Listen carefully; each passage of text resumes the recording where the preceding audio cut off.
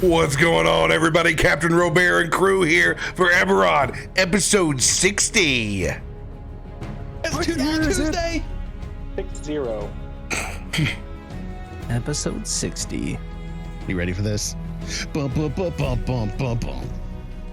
Oh yes, very ready. Happy freaking Tuesday. I noticed you're wearing your I voted sticker. Thank you very much, Feisty, for making your opinion known. Don't care about which way you voted. I just care that you voted. So thank That's you. exactly it. Vote or die, bro. Right. Vote or die. Which voter died?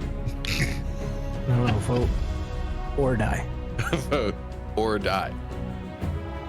So now it's punk rock to vote, bro.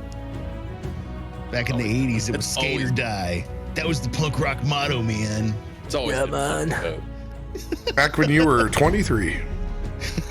33. When we were younger. Gotta watch out with those lyrics. Oxie still got PTSD.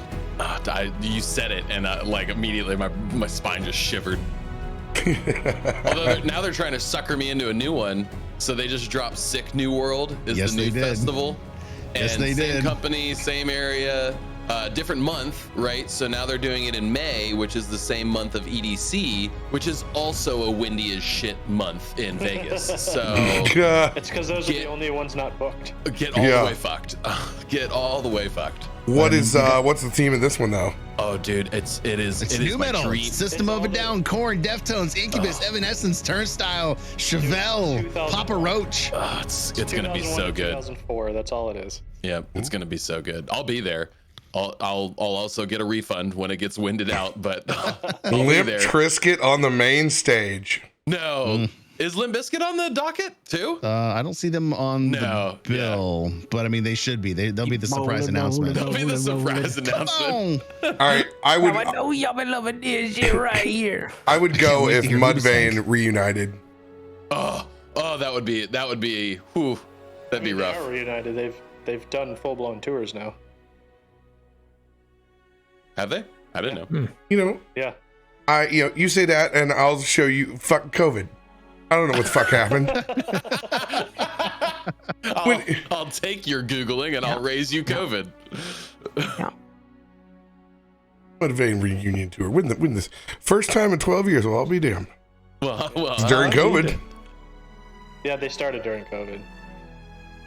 How was I supposed to know that? Well, look at there. How about that shit? No, man. I only know. I that didn't because know that they were doing this, but now that I do. The beginning few shows, Chad couldn't really keep up with the Mudvayne like speed repetition of his voice. that's not surprising. So like the later videos are much better, but like First couple of shows are a little rough, a little rough around the edges. I can't remember what band he's been in for forever. Well, he was in now. Hell Yeah, and everybody Hell died Yeah. in Hell Yeah because they're all old. Yeah. Yeah. Yeah, which is just more. Hell like, yeah, we longer notes played. being held out, so it's like Played lots of shows. he didn't have a lot of syllables to try and Try keep up with. to. This is my next character. I've decided just now. Yeah, but can that character be a fighter and be easy for you on Kevin combat? Hopplepot. I don't know with that voice. That Can sounds he- like a Is it wizard. gonna be like Travis and die the first episode? You won't like me when I'm angry. You just wait till I get across the battlefield and I'll give you a what for. what for? By give the him way- some giant strength gauntlets that keep him up and nothing else. And he takes them off, he dies. I don't need any pills. I've got these gauntlets. Fuck you. To give everyone perspective on Adam's psyche right now, he started off with there's too much shit on his character sheet, and I can't do this. He's slowly sliding into D&D dementia, is what I've decided off this performance. He's lost his We're playing marbles. D&D. Oh, I thought this was Vampire the Masquerade. I got to go. Danny, I thought this was real life. Oh my god! Wizard. This is what happens when you take too many weeks off on your campaign. You come back to it. This is what you get, boys. That's it, baby. Who's got big announcements that they want to let folks know about for the week? Nada. I'll shoot it. Wednesday. Still got my weekly streams. You want to play trivia, 5 o'clock Pacific. We're doing it Wednesday, Friday. New Jackbox Party Pack 9 out, and we are having a blast with it currently. So you want to join us? You can join me on my channel, 5 o'clock Pacific, tomorrow. Have you been playing enough that you've memorized all the questions now and just wiped the floor with everybody?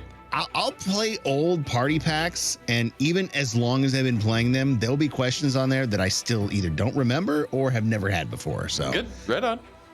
It's a lot of fun. I've tuned in a couple times. It's a lot of fun. Especially when my wife gets on the mic and starts talking about everything. Also great.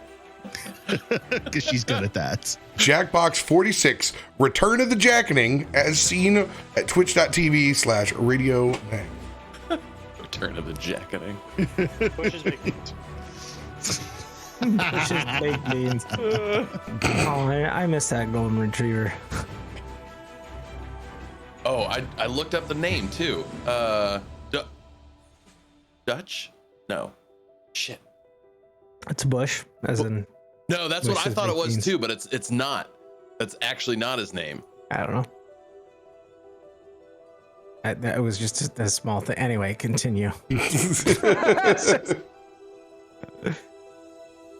Anybody else with big announcements they want to let folks know about? Me and Rob are going to a soccer game.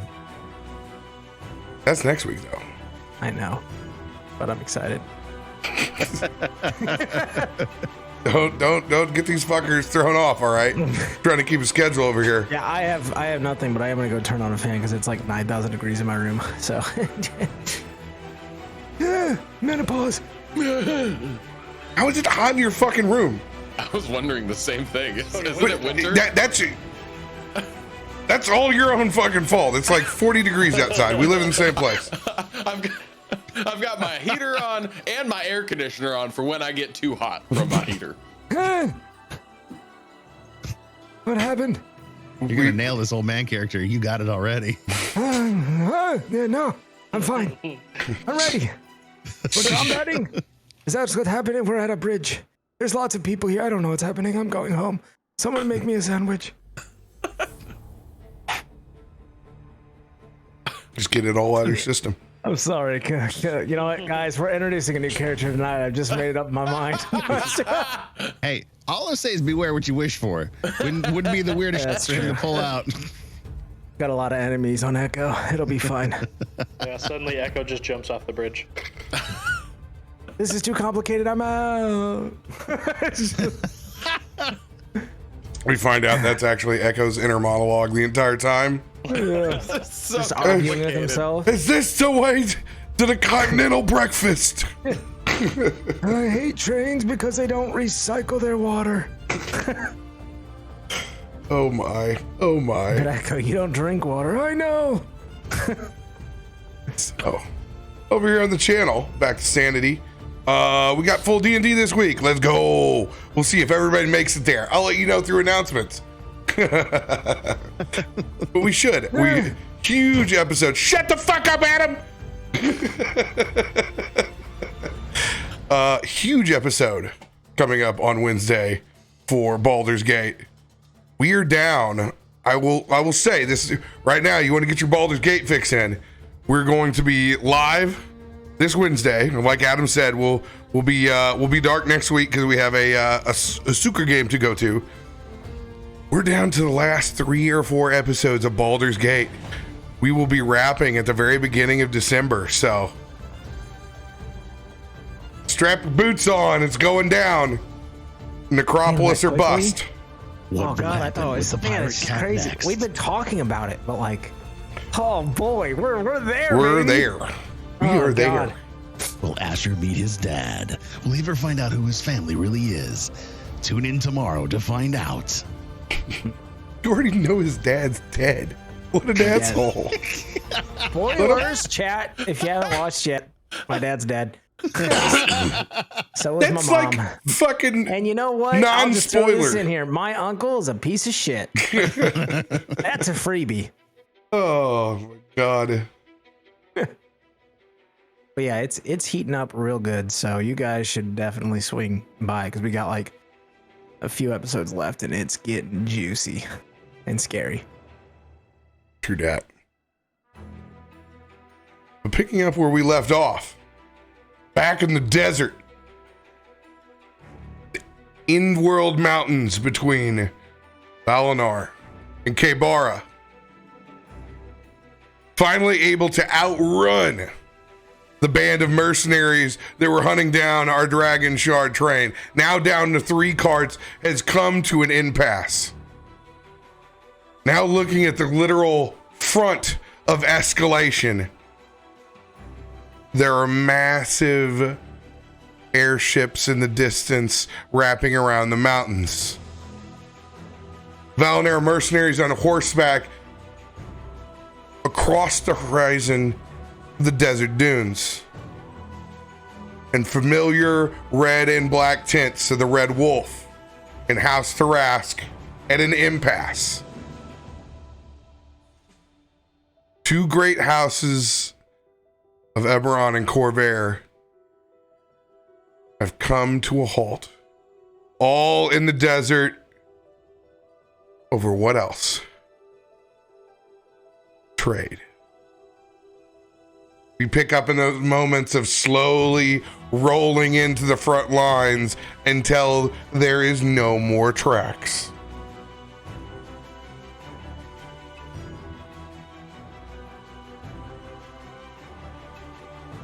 That's not looking so good, guys. What a shit show. This just got a whole lot complicated. I was really hoping that y'all were gonna say that was our welcoming committee. Well, different banners, different factions. This is, looks like we got in a standoff of sorts. Everybody wants a piece, and nobody's, well, this could get ugly real quick. So you're saying I shouldn't talk? Well, Probably I be think best if you didn't. yeah, Noted. Got probably best to just listen, figure out what's what. Everybody here is gonna want some sort of piece of something, and Honestly, like what are we really gonna do here? Doesn't even seem Well, like this is decisions Yo. we need to be making. y'all made your bed, right? You're with the Yeah, we got our deal's been struck with House Thrask. I don't think we can really flip-flop sides now.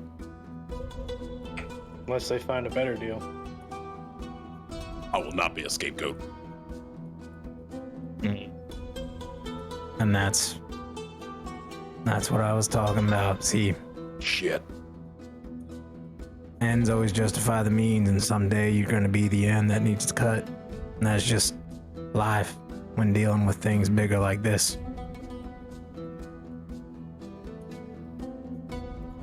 Okay, well, I guess keep your eyes peeled for a quick split exit.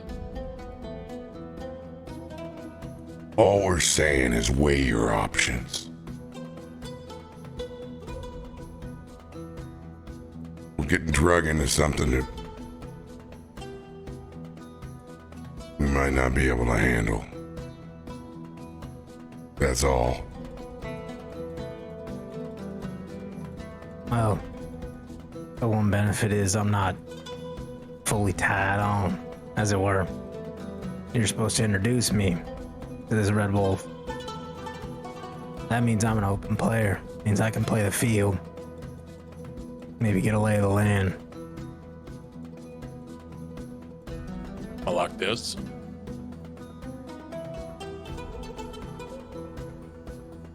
See what we can introduce as far as shit. Where can we even see him? Want to take a look and see kind of how close we are, and also take a peek back over at the shards and make sure that those are all looking locked down and not getting. Go ahead and roll a perception check. And this will be eyeballs based, right? Yeah. I'm type job. Big old heart hands for Daniel for sending us A lovely raid. Good to see you, my friend. Love the raid. Thank you. 25. 25. You can see the shards are in the back. We got those locked down. We've we've made our amends getting over here. Your other perception check was looking towards. Yeah, how close are like where is Lord Brackenall is really what I'm looking for. Red Wolf is not near sights yet, but I mean, you see the banners and flags. You see the same tents that you've seen before. You're about 30 minutes till end of line. Okay. All right, well, it looks like they're coming up. Should be able to get there in about 30 minutes or so. I mean, that makes the most sense to me. We just go stop off and talk to them first, see what's up. Say, hey, we got the shards. We're here. No doubt should Why be our is the first bridge order locked of down? information. We make our plays from there. And Echo, you made a damn good point. You didn't make any contracts with these people, so whatever we're hung up to, we ain't gonna hold you. These are your choices. I did say I would help get this train where it needs to go. I reckon with this amount of dragon shards, which is not a small amount by any means, us pulling up, every faction here is gonna have eyes on it. So I just recommend being guarded just in case. I don't think anyone would pull anything, but we're not gonna go unnoticed. Yeah, I do think having a keen eye on them. We are the single train. Exactly. Shit, it doesn't even look like the railroad's finished past the bridge. Do you all know if this is a how to put this? Is this a specific on the books positioning? Like we roll up, and you guys hoist House Thrust banners or whatnot, right? It's a statement piece because we're going to be noticed one way or the other. Or is this like a off the record kind of situation you have here? You know, I'd honestly don't know. We were contracted by House Thrust to be on this train, but I don't know who else knows that. Did you sign a contract? Verbally. I mean, it is their railway. Unless there's deals I don't know about, partnerships that were done. So. I believe they expected to hot shot this thing in here. Considering we were the hired muscle, this whole thing was supposed to be headed north. Shit fell apart between whatever happened in the bone wastes and everything we did to fuck up or fix, however you want to think about it.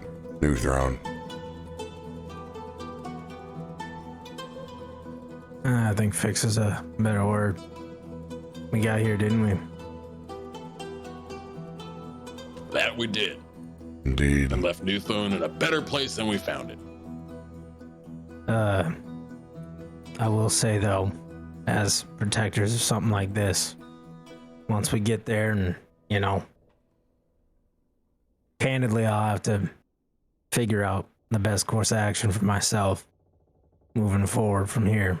This is a lot more complicated than I think I originally understood, but Garomesh, anybody gets too close to this cart that shouldn't be prying, well, you've always had a keen eye. Oh, yeah. I had a thought as well, specific to you. I've known a few shifters in my day, and I was curious, are you able to take any form, or do you just go back and forth between, not to be rude, I just Some are pretty open, some are a little bit more limited. No, it's if I concentrate, I can change into anything, and as I do, I change into Echo, and then I change into Latash. It's a little slower as each one goes on, as each transition, the more differences between the people they are, it requires a lot more effort. And I even come close to not radio. I always do that. Recoil. Just without, it's like instead of the metallics, it's you can still see the skin. Like somebody drew it on him. So I'm sure you've done this before, but it's a mighty fine ability to have in a situation like this. Should you need to get into certain places, not as yourself. Just a thought. Yeah, it does the trick with the visuals, but the audio is always tricky. Yeah, that makes sense. Can I do a quick... I know we talked about it last week, and I think we called out some, but can you give us a refresher on who are the factions that were here? Because I think one of them was unknown, but there was the Valinor Elves, there was House Thrask, there was another one that you called out, and then I think there was one unknown. They're the Valinor Elves. Mm-hmm. There is the House of Storms, House Lyander. There's House Thrask and Red Wolf. The Valinor elves, are they the riders or the flyers? Valinors are the riders. House Lyander are the flyers, the airships. Okay. And then House of Thrask, and then but the Red Wolf is House part Thrask. of Thrask. Yeah. Okay. I was just making sure I was okay. In a very similar fashion that Valinor riders are underneath House Lyandra. Got it. Oh, There's really okay. technically two factions here at a standoff and not four. There are two houses standing off against each other, and they all have a separate unit underneath them. Valinor is of itself its own entity here. Lyandra are major part of the government and controlling of the principality, but Valinors are a mercenary. This particular set are the riders and the mercenaries, the ones who forged this land. And those are the same riders that we encountered last stop. You don't know. I mean, there's a lot. There's don't know that. Okay. There's It's a bands, whole mission, right? Like, Yeah. would I know? And just because I was thinking about this, because we have Latash, we have Oxie, right? And both very different people with different. Do I know? Like, I know Valinor is pretty shut off to every other. Like, they do their own thing, and they're a band of pirates. But what I know, even House Thrask, outside of the Red Wolf, who made this potentially backwater deal with this small mercenary band that maybe House Thrask doesn't even know about, right? Like, we don't know. Do I know about the standing between their backgrounds with House Thrask or the Valinor Elves? Is there any, like... Not really sure what you're asking. Like, if we go up there, do I think that there's going to be like alarms if it's like, oh, I have a Riedran with us, like, because he's wearing his Riedran armor, right? Is there historical, like, major struggles with specific factions between Thrask and the Riedran or Valinor Elves and the Riedran? Like, does that make sense? I don't think you have anything to worry about as far as that goes. At this point, Oxie doesn't even look like a Riedran besides a knowledge of the tech. Yeah. Okay. Like, Fair enough. Fair I enough. would say he's. Oh yeah, you have the new armor on and everything. I forgot about that. He's Yeah, passable as armor. just an artificer now. Like Got it. nobody, unless you really got into it. If somebody caught his accent that was from Riedran or something like that, would possibly know. He's not outfitted in the fatigues or anything like that anymore. Okay, yeah, I forgot that you got the new armor. Okay, all right, all good. Yeah, so that wouldn't be a disturbance into it, but the main conflicts are a house that travels and trade by airship that's been controlling pretty much the market here for quite some time, outside of just the pirates of the Principara that are on like the other side over here. So pretty much shit that's been getting into New Throne has been getting through on airship, just like the one that crash landed here and started it all. Got it. Hey, Mesh, you don't happen to see old big guy with the blades behind him out there, do you? Getting closer and closer, and just started thinking about them riding them elven riders. Hope we don't see our knife friend. Yeah, I wouldn't be here if I did. No, not that guy. Sorry, my words are not straightforward. The big fella we saw on the ridge at the last stop where we got ambushed by these riders. Oxie, I don't think you have to worry about them. If they were close, they got blasted by that supercharge from the train. That's true. That is true. Although he was up quite a ways. Just another figure to be on the lookout for. Yeah, there's two sides here, and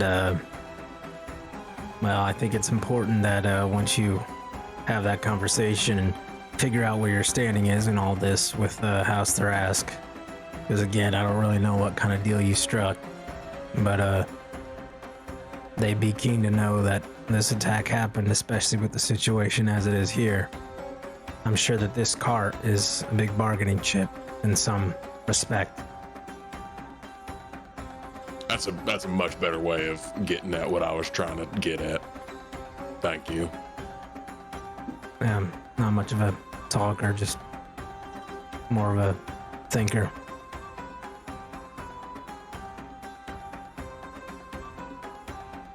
Well, sounds like we have at least step one.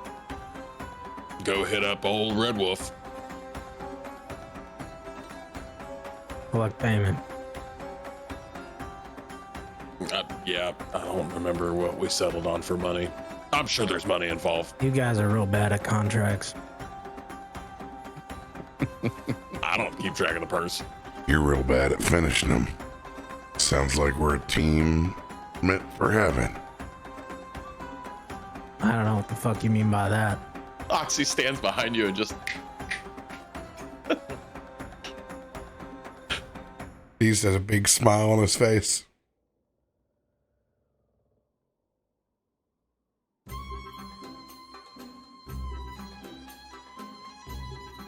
As you guys slowly approach the end of line, bridge coming into focus. Black and red tents now more present than ever.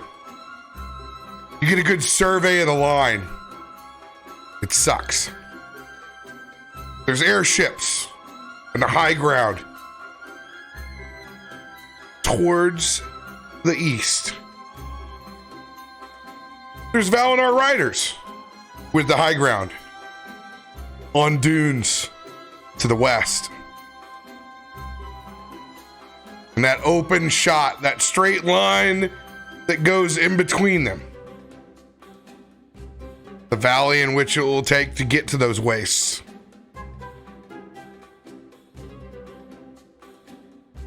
Well, we thought the gorge was bad, but this is... Somehow we've found ourselves in a worse position. Yeah, what is the saying, go out of the frying pan into the fire? I feel like this is definitely the fire. Yeah, this is bad, guys. Hey, Cole, keep Keep that lever ready for reverse real quick. Y'all are pieces of work. That's all I can say.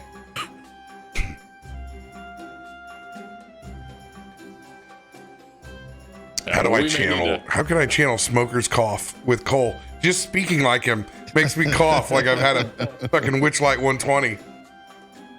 Too much immersion in this joint. Ooh, It's a cigarette, not a joint. in a joint. Get lit. I might hop up on that can and just a little extra show of force. Might not be a bad call.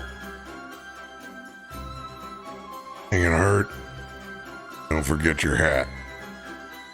I always have my hat. It's a balmy 98 degrees inside of our train right now. It's one of those where you can't get enough windows open, but you can't put too many windows open, otherwise you fill the sumbitch with sand.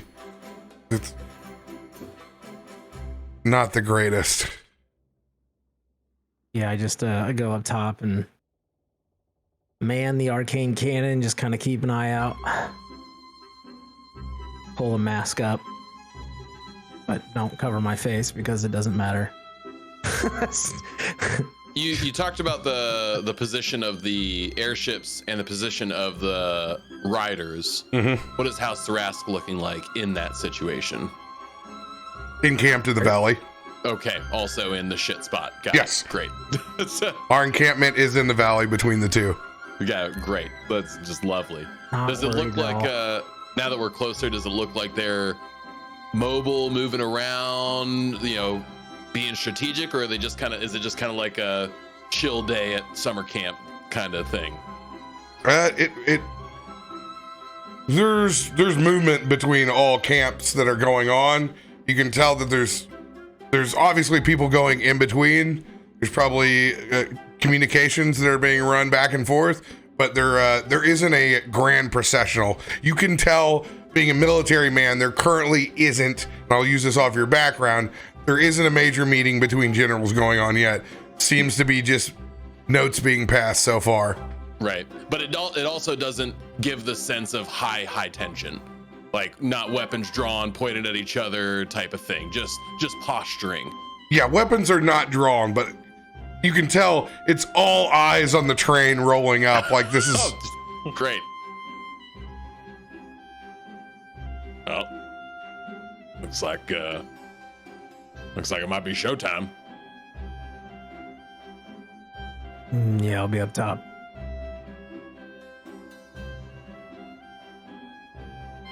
Echo. Manned on that arcane cannon as we slow roll in. It's just looking up at that hill. It's just shadow after shadow of rider that you see on that side.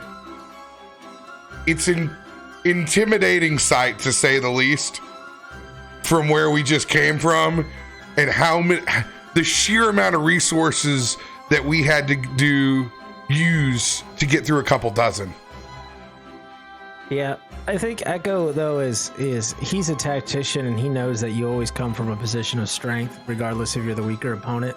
So he lights up a cigar and he just like sits there and just every once and so often he catches eyes with someone, he just tips his hat, just like fuck with me, like you're nothing. Like I got a train and an arcane cannon. I want you to roll, nerd. I want you to roll intimidation check. That's a straight roll for me. No, remember we do it differently. We do it with your show of force. So whatever it is you attack with, which will be dexterity in this case. Yeah, okay, all right. I like it. D20 plus 15. No, plus 14. Oop. 28. Ooh. Damn. Echo looks like the man on the back of a train that has nothing to lose. As it rolls in, there is blood, there is munitions, there's arrows still stuck in the side of this thing. Oh, that's right. And They're seeing this gun train roll in. While it is a single arcane cannon on top, you know that you have put off the bravado that this is a group not to be fucked with. Did my job, and that's all I needed to do. Like I think the top half is just very calm and collect, but like the bottom, like his right foot is just like shaking. Like as soon as shit pops off, he's ducking in. Like he's like, there's no way I survive this. But he's like, the bravado is like, he understands from a tactical standpoint, you come from a position of strength, even if you don't have any, and it's like, as long as we're cool, baby, we're cool. Until we're not, then it's fucking shore up the walls, boys. Pedal to the metal. Like I got this great scene in my head where the first shot goes off, and all you see is Echo's hat and cigar still suspended in space as he's dipped so quickly into the cart. No, 100%. The cannon's going off once.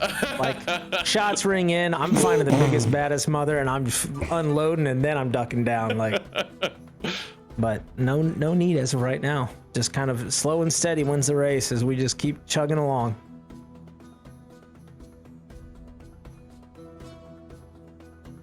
Anyone else on our train as we slowly pull up? I'm at the doorway, so like where like that step, little step ladder comes off and extends down so you can get off the train easy. I'm right at that doorway, just kind of like leaned out of it as it's on its slow crawl to its standstill.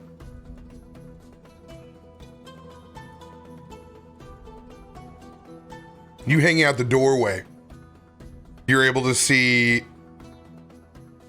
the mixture of orcs, shifters, the army of House Tharas that's come here. You can visibly see the difference for the first time as you've approached over regular House Tharask infantry and the Red Wolves. You can tell in the armaments. You can tell in the quality of weaponry that they have. So this does not look at all like the group that we tangled with in the jungle. No, you see both. Okay. You're just seeing House Tharask infantry for the first time. That's not part of the Red Wolves elite force. Now there are a ton of them. There is a massive battalion of House Tharask that is here.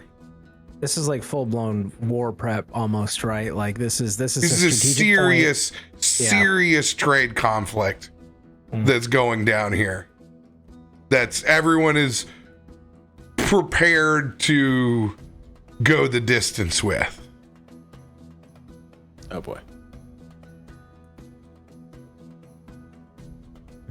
Whatever bit in quality that they lack from the elite that you have worked with before, make up in sheer numbers. That's the wild part. As you guys get closer, you can see just how packed the valley is. They outnumber 2 to 3. Tharask outnumbers. I'm sorry, I said that backwards. They outnumber 3 to 2 the rest of the forces that are there. Wow. But the Valinor elves have the high ground. Yes. Right. It's over. Sorry, Star Wars reference. It's over. I'm sorry. How the hell did they get everybody stuck in this valley in this shit-ass position? You guys send a whole troop down here, a whole army, and you're gonna choose the lowest spot in the damn valley? Shame. What are you gonna do? You gonna drill through the mountains? Is that what you're gonna do? What, get done 45 years from now? Emerge on the other side with your railway? I mean, I got a spoon. I can dig. Yeah, I see your point. They've been laying tracks in front of us. There's no telling how much they've deterred by having that level of force in front of them. Hmm. I have a feeling that the Red Wolf understood that anybody that was going to try to attack them on the first outskirts were going to be a small patrol. So they came in probably with numbers. Those numbers deterred a lot of the coyoting. Well, we're past the coyotes now. We're full blown in the lion's den.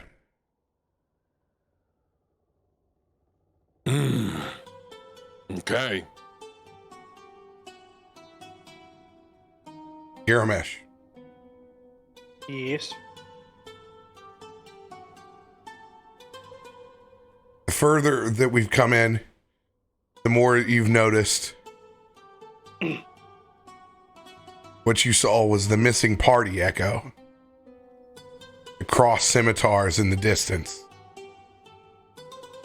Unoccupied dunes that lay further in the heart of the desert bear the signs of the Shadow Revenant.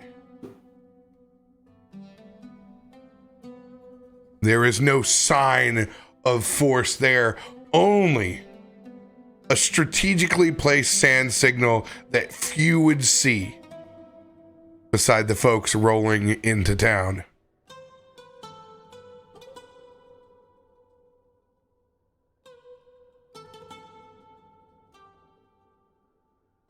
Well, looks like we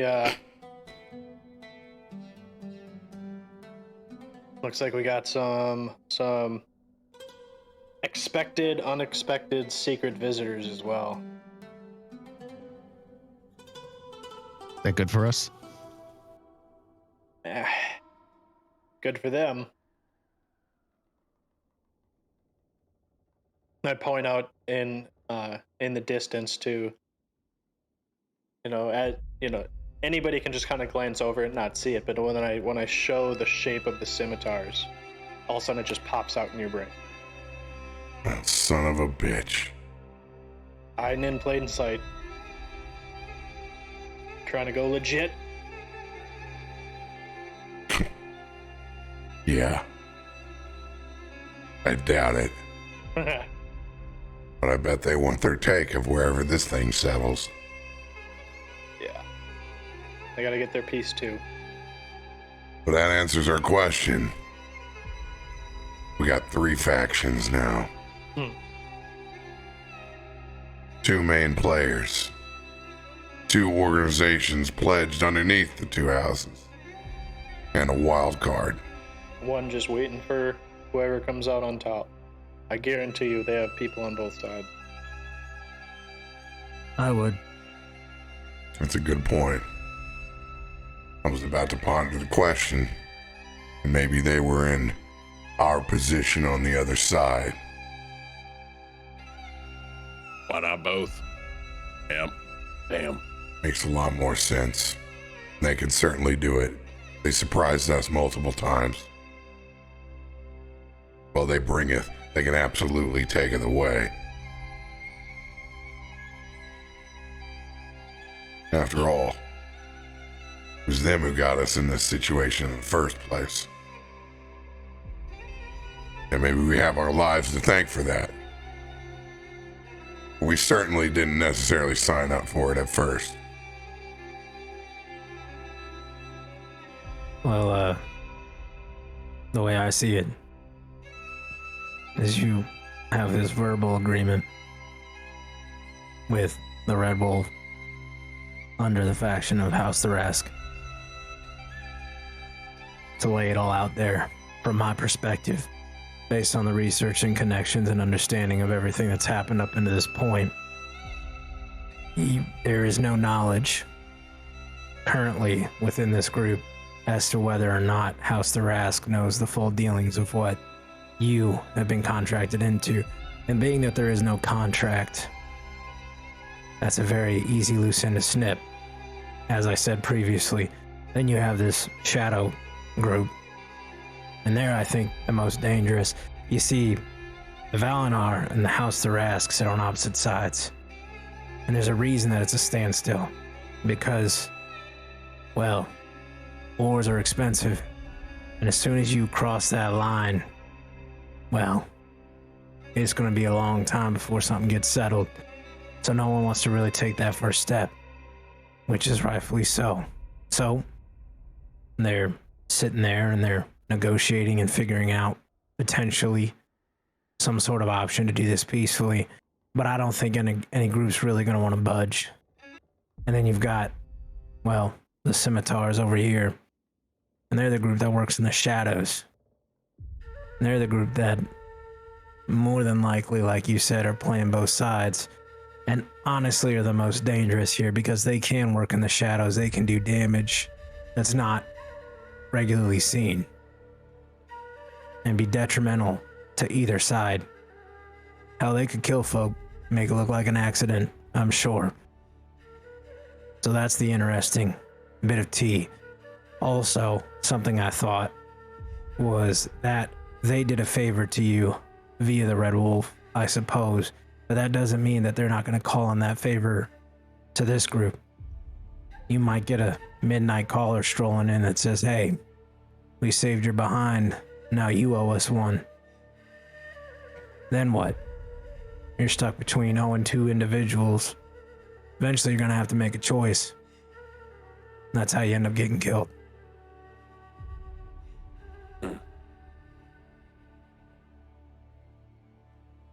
I don't remember where we left off at with them. I want to say that debt's been cleared, but I don't know. And if you think that, you're dumber than you look. In a game like this, they'll pull on any string, see which one tugs, and then they'll strangle you for it if they can. I'm just saying, and I know I'm a dead broken record at this point, but this is why you make straight up clean deals. You get a contract, you get in, you get out, you get it done, you move on. This will get sticky, this will get messy, and y'all need to prepare.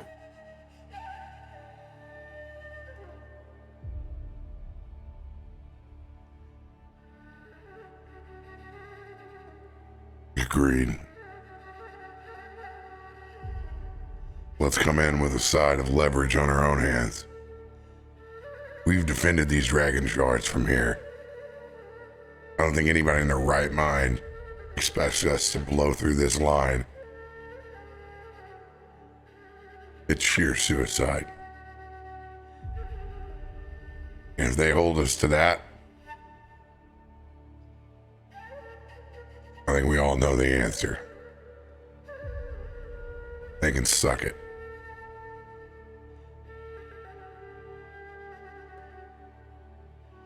But this is how it's going to end. We're going to last a little bit of freedom. We saved a couple of those cans in the back for good reason. Get us a tune, Laytash. That I can do. Go ahead and give us a performance on that bad boy.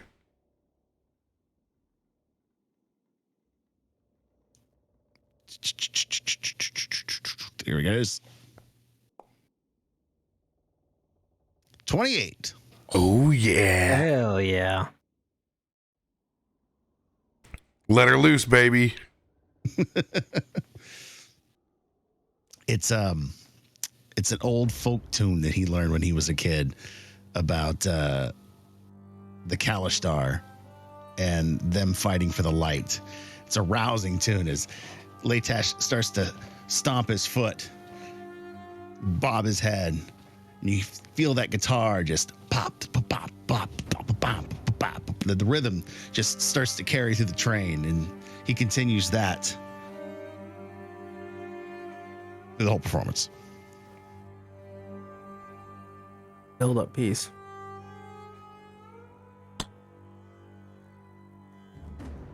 Clearing out the last bit of lager that we all had left.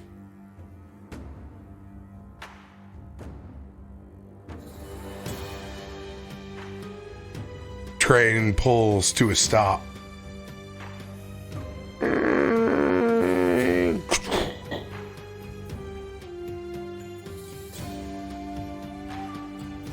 boys want me across that bridge or behind it? No, done. I don't think you can go much further, Cole. Hey, they're telling me to go ahead and go across. As you can see at this point, there are several House Thrask that have walked up on either side. Go across.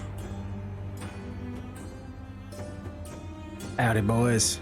I tip the hat to him. Okay. I'm gonna head up to the main engine to look through to see, does it look like it's safe and structurally sound and completed? Yeah. Okay.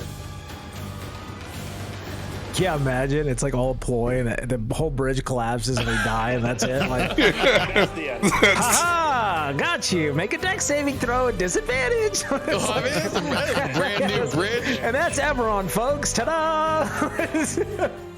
60, that's a wrap.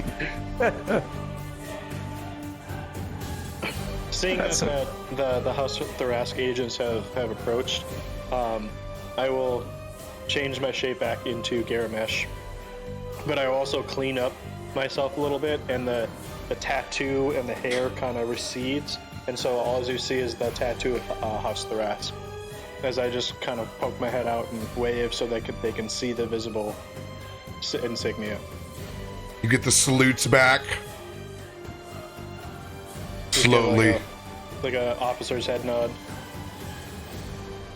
There is definitely a reverence as they see this train roll in the state that it's in and how it's got here. Like, they're like, fuck yeah. You definitely get the reverence as we rattle across that old bridge.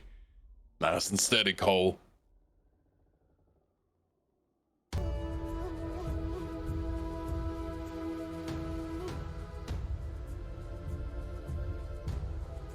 As we come to a stop for the second time.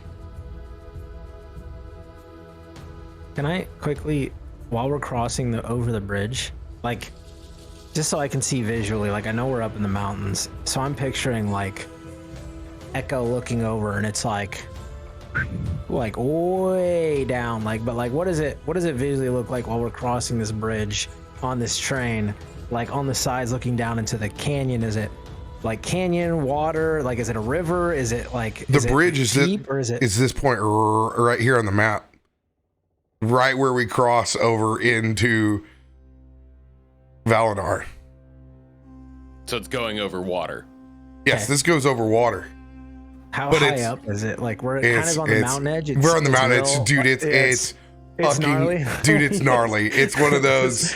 It's one of those Instagram moments when you look down, and you're like, oh god.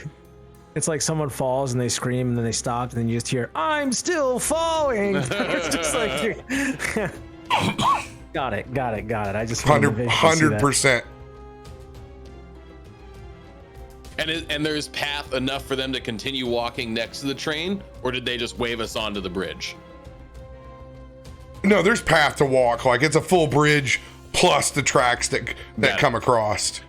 Okay. That makes sense. And no Brackenaw yet. No, you haven't got up to the encampment yet. You just didn't. Oh, okay. They're on the other side of the bridge. Now Yeah. that makes more sense. Yeah. The minute that you guys arrive on the other side, it is just, you can see it's an immediate takeover. There's individuals up there talking to Cole and Tickle. They have a full manifest, but Cole's up there going, there's only one God, it's it. That's all you got. I don't know what to tell you. A bar card's done. I don't know. That shit, that better not come off my per diem. It's like, Ain't mine, boys. I don't know what the hell to tell you.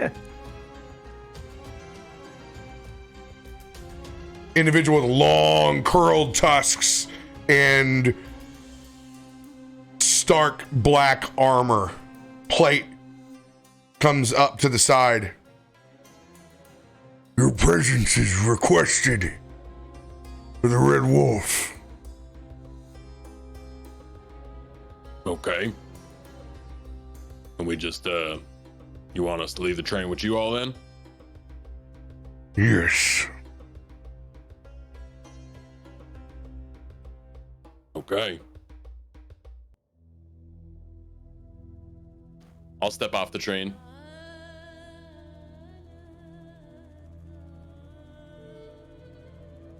Stepping off and making that transfer of power to something we've been protecting now for so long. As you can see, the Red Wolves troops begin to take position over the course of it. By the time we're already off on the side of the train, there is an old boy up in the gunner spot of that train. Multiple individuals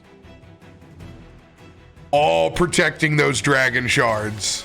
But now this is the Red Wolf team that's here. So these are It's a mixture. There is a mixture of both. There is the Red Wolves team that is beginning to take possession over the train, and there is also a giant force of just House Thrask that is going through, doing inventory, taking note on this. You can tell there are people that are going back and they're inspecting the shards. There are people that are counting, going through the full process of debrief on what's made it here and what hasn't. Seems like this is not going to be much of our headache much longer. It's nice. I would say now it's not our headache. That's what I'm saying. It's not even a much longer situation. Well, that would be You nice. did your job. Now it's time to collect payment, for good or bad. I'm hoping for good. I like good. Good sounds good. Well, they could also just tell us to fuck right off. So. I stop recoil before he exits the train, and I just kind of like whisper, "How do you want to play this with me?"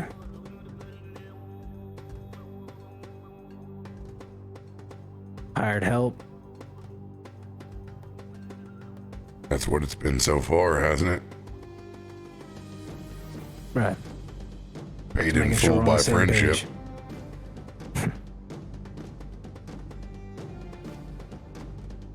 It's your fault you didn't eat the complimentary meals. Yeah, I should have not shared that last alcohol beverage with you. So I just kind of give him a pat on the shoulder and then just step off. Wouldn't have this problem if your original O0 unit. Yeah. Just hits the fucking sulfur spray out just a little bit. As I pass the big, this is kind of dumb, but I just love it. In my head, I already thought I was going to do this, and I'm going to do it. As I pass the big orc with the black like plate armor that looks like a badass, I just like hop off, and I look him up and down as he's like standing next to me, probably like a good 3, 4, 5, 6, 7, maybe a foot taller. I don't know, like big dude. And I just look him up and down, cute, and I just keep walking.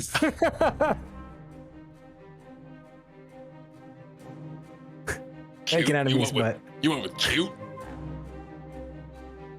huh? Much like the royal guard outside the palace, they're unmoved by your comments, staring straight forward. They are on the payload. Yeah. Recoil hears it.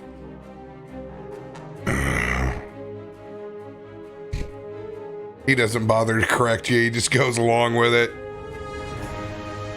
Did you tell him that arcane cannon sticks somewhere between lightning and acid? Gives you a little wink. Now that's cute.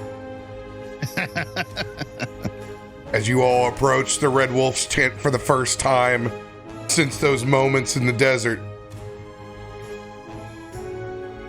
My friends. The Red Wolf comes out in full plate armor, his insignia as well. The field general is here. From the swamp to the sands shall we go. Your feet may be dry for now, depends on how wet the elves want to make this desert. Follow me.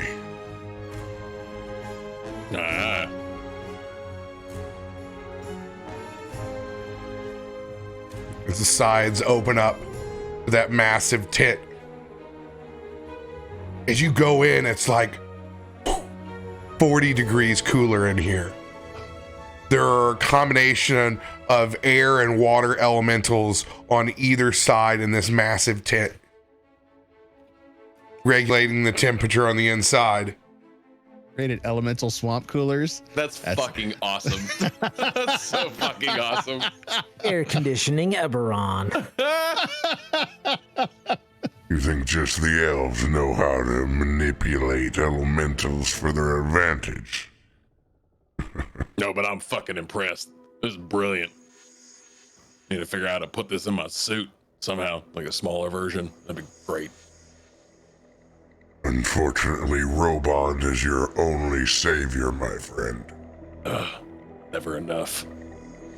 Indeed. Welcome. Welcome to Valinor. I was hoping we would get a little bit further before this moment. Yeah, this seems like we're in quite a dicey spot here. Dicey is whatever you ran into before you got here. Your train looks like absolute shit. Down the three But it carts. does look like something. See, we got it here. You got it here, right? I'm impressed. I did not foresee so much initial attention. You've held up more than your end of the bargain on the first part of this journey. Henceforth, I intend to keep mine. I no doubt that you've seen our current predicament. It's not hard to look to the sky, to the east or west.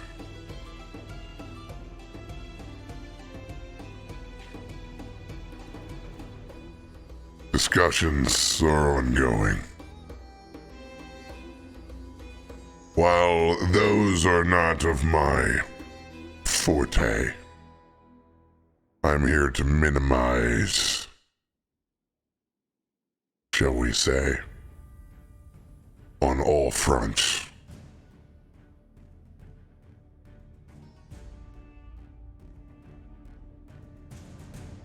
Must be a big deal pulling you away from your other mission.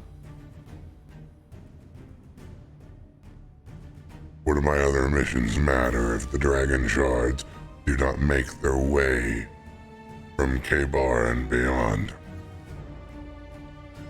Fair point. Well, I despise the darkness that boils from the swamp that we came from.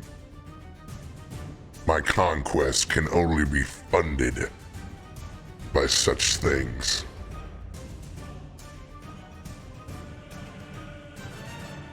Well, both of these houses project the long term. They do not share the same long-term fears that I have of the conjuring that comes out the night in this place.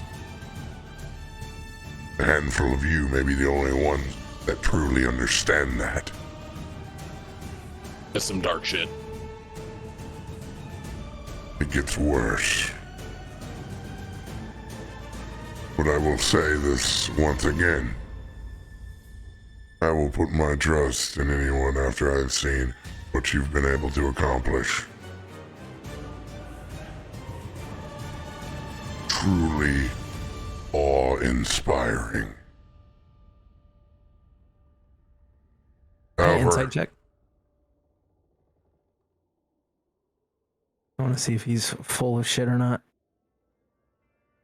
Oh my god. I really feel like you're buttering us up here, Brackenall. That's what I'm saying.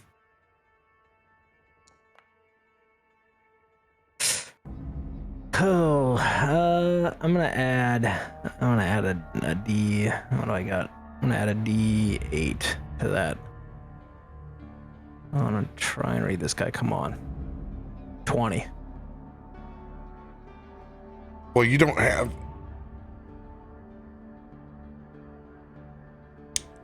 previous experience with the Red Wolf like they do. Dude comes off serious as a heart attack. He's not wavering in his voice. Seems to be sincere. Ums and uhs are nowhere to be found. Yep. Could be a great field general and speaker. Might be blowing smoke up your ass. That's difficult to tell, but if he is, he's good at it. Yeah, okay. Fair enough. I just sit back and listen. Yeah, it really feels like you're buttering us up here. I mean, I know we pulled off some crazy shit. Crazy, I don't believe, is the proper word for conjuring of deities in the public of which has never been seen before. Manifestation of one's transcendence isn't exactly on the commoner's board for sights seen. Let's put it this way. If there were people that knew what you knew, you would probably find it less discomforting to let those stories leave your mouths. The good news is, besides a handful of people, no one's going to believe you.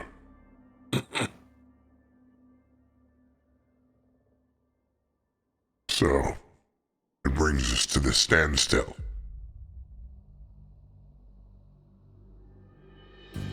Well, everyone's waiting for you to arrive.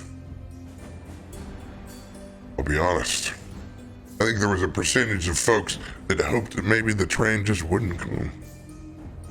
Everything would settle down. They could go back home. But that ship has sailed. Now you're here. So the discussion begins. Who's going to own what? These are the moments where we hope the diplomats can reason. Because if they can't, well, that's where I come in. Needless to say, you think I'm trying to send your little three-piece train forward any farther? Undefended or defended, in these odds, you're out of your mind. I'm glad to hear it, because that thing that's just a big pile of rust now. It's gone through so much shit. Don't worry. It will be a different constitution by the time that we're done.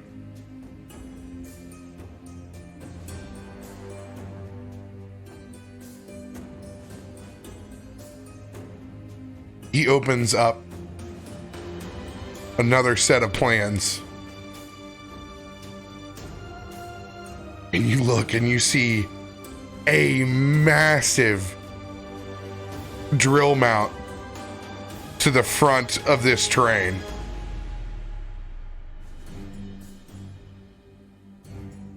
Let's put it this way. There will be all means considered before this is done. All means. I just want you to know that was what my zombie apocalypse train looked like in my head, for sure.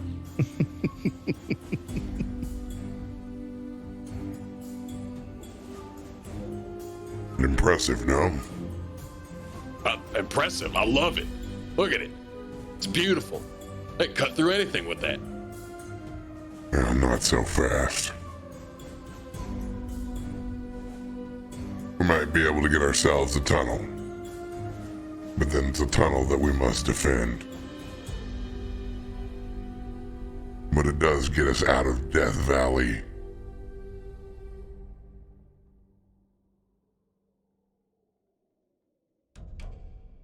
We're continuing to go through our options here. We're certainly not done yet.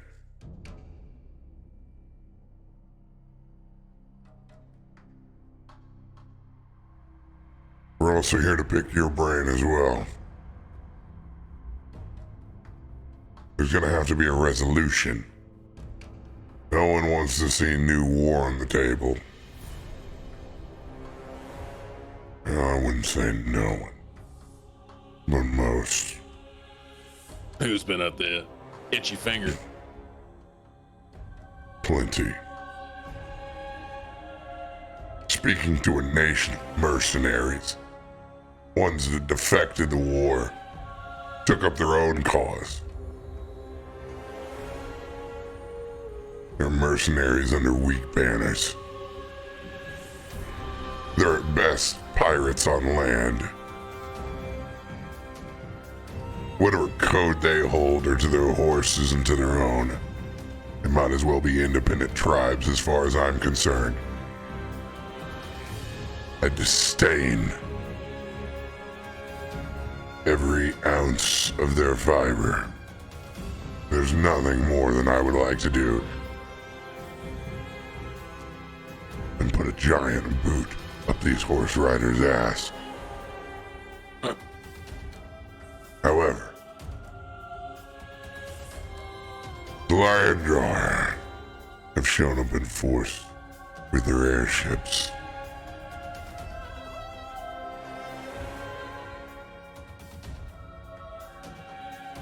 This is where we need to be very careful where we hold this conversation.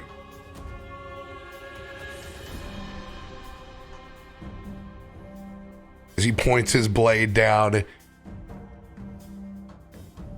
and a small set of symbols,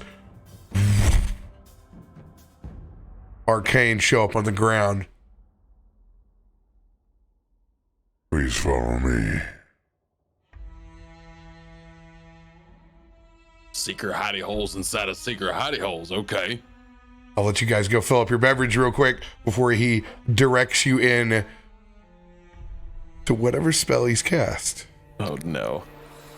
Last time we jumped into one of these, we got zapped halfway across the jungle. I just love that I'm sitting in the back just listening. I'm just like soaking it all in. Very Andor, you got your gun. Yeah. The more he speaks, the more I know about the situation before he's like, wait a minute, who's that guy? Like, it's like, I'm just here. Like, tell me everything I need to know. Love it. Oh, by the way, Rob, I got part of that package that Voodoo sent me. They sent me the atomic pumpkin. Yeah, what do you think? I never went for it because it's like the spicy whatever. But it's like, it's subtle. It's actually pretty good. Like it's pretty solid. It's not bad. I was like, I'll try it. And I'm like, I understand your trepidation. Yeah, it's not bad. I like it. There's a lot of things that have been overspiced over the years, so. Oh yeah, you're like, Oh, good. Wizard. I'm a wizard.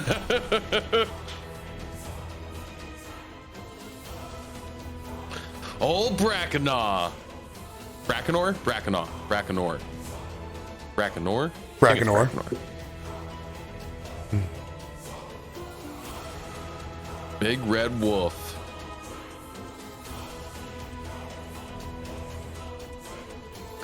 He was the one that threw the last spear, right? It was his arm that did that final throw, if I remember. Mm-hmm. Yeah, but it was a blessed spear for him to throw, but he was the one that chucked that javelin.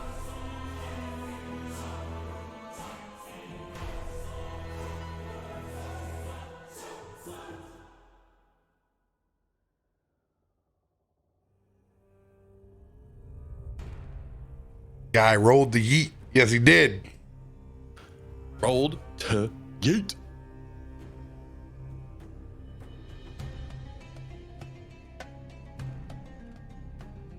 How badass would that be though? The train gets like spider legs and a drill nose, so it can just start crawling and digging its way through the own mountain.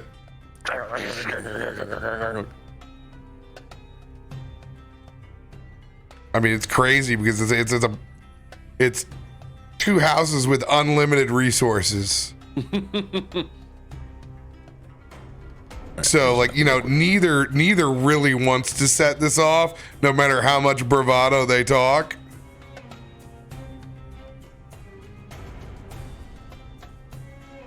It's a very wild west pitch that Oxie threw out there. You've seen the movie or the old school TV show.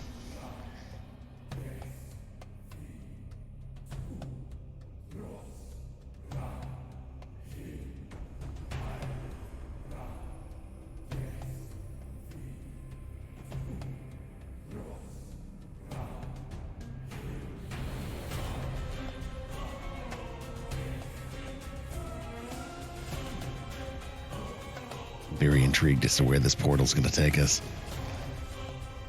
You guys are calling a portal. You don't know if it's a portal or not. You've seen the arcane sigils. Portal, his own private speakeasy. I'm in for it. I'm here. I'm here, bro. I'm here for it, man. This is it's a trip in the desert. It's like Coachella all over again.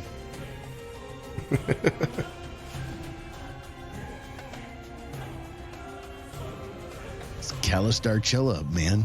Calistar chili, man. That's what we. I love chili con queso, man. Oh, dude, I had that was my dinner tonight. Chili cheese, big dollop of sour cream on the top. Oh my God, it was so good. It was definitely chilly weather today. Oh yeah, sounds good. Tell him getting into the holidays. It's all the fat kid food. Yeah, a little atomic pumpkin for your I'll have to see if there's any that drinking left. pleasure. I didn't get to try that when it dropped. Spicy release. Not too bad. It's pretty solid. I enjoy it. Oof. Bass Hunter's like, come on. It's so close.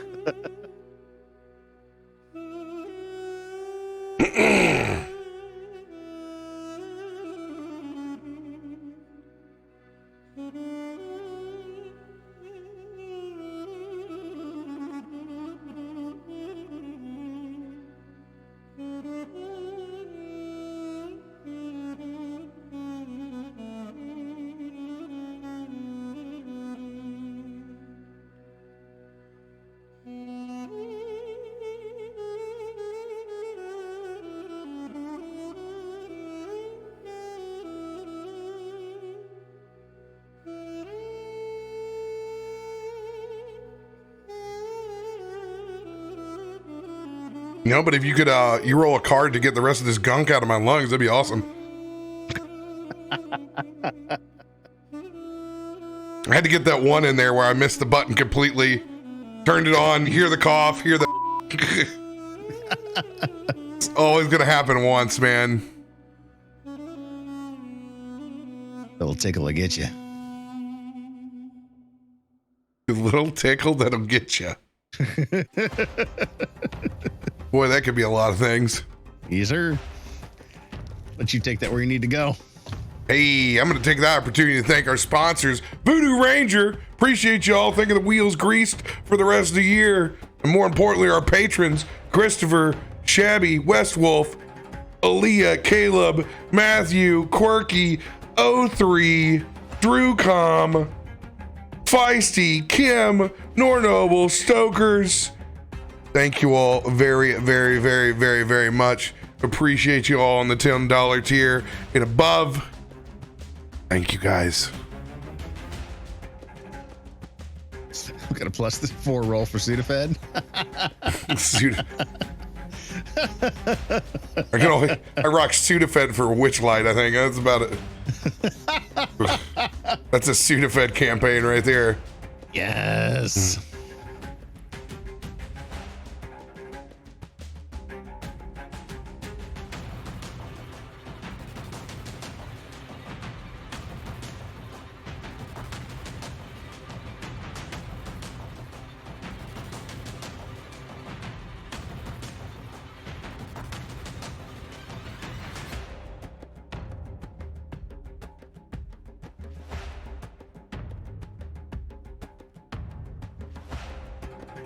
All right. Everybody get their stiffs. Oh yeah, and I grabbed a couple Uncrustables. I'm ready. Ooh. That's cute. But are they still frozen? Oh, they're thawing. There. Okay. In 20 some minutes, you'll see me eat them. Fair.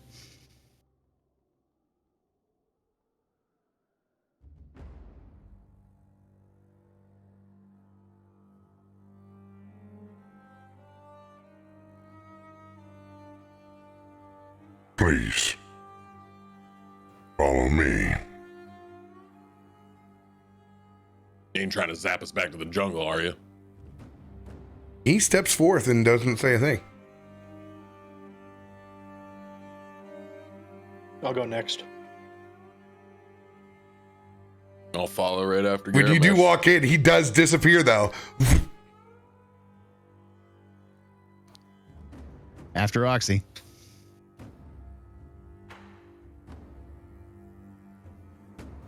The minute that you all do go through those sigils, the cool breeze of that mountain air hits you. The crunch of snow underneath.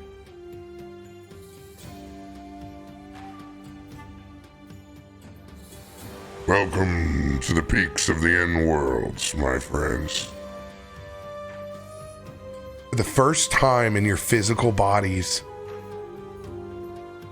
you see the same perspective of the in-world mountains as Darthiki showed you in your first visions. No He shit. knew. It's like he knew. Like he planned it the whole time.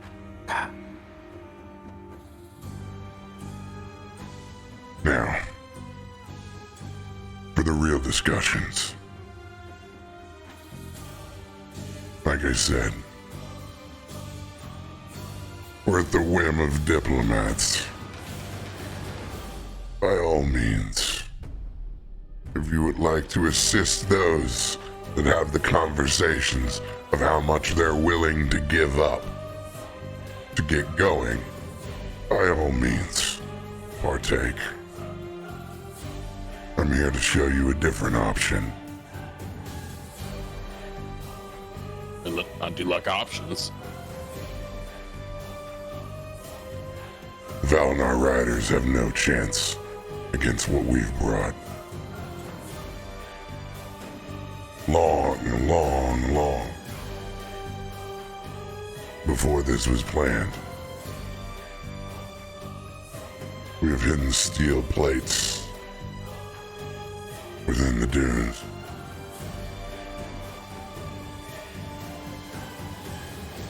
We have access to more shield and plating. Whatever their horses and their arrows think they can do, they don't stand a chance. We can roll through with armaments and cull their herd.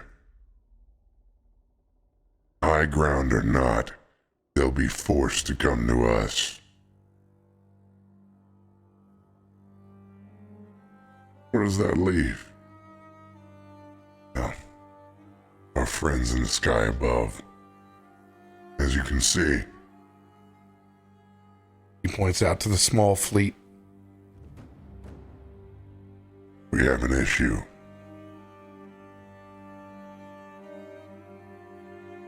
I have a proposition. Skybreakers, you've been here once before and did a rather fantastic job of it. And granted, these are the real deal. Not purely Riedran Zeppelins. We have full-blown Masters of the Sky. This is House Landar. They will all bear the mark of the storm. You're unfamiliar with these. Not only do they have the ability to manipulate the elementals that course across their airships. They have always threatened to be able to manipulate the weather around them. We cannot take this risk, let alone what firepower they may consume. I have a feeling that if things come south, rain and thunderstorms in the desert are going to be on top of the list. And as much metal plating as we want will merely roast under the storm that they bring until they wash us all the way back into the valley.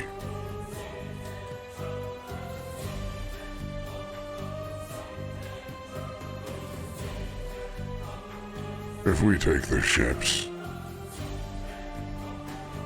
there is no conflict.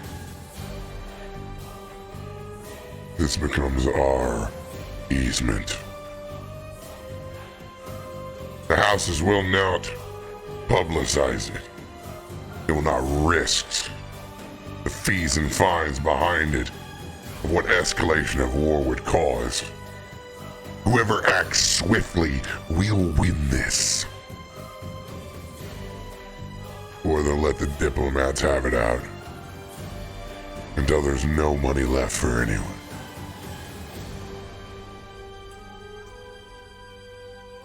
So what's in it for you?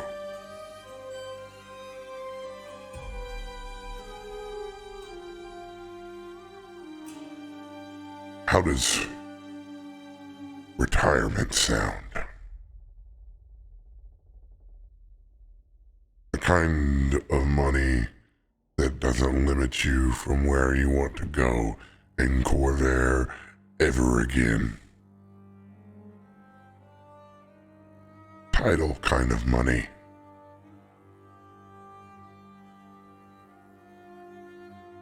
Ones that come with lords. As he looks over at you, Garomesh.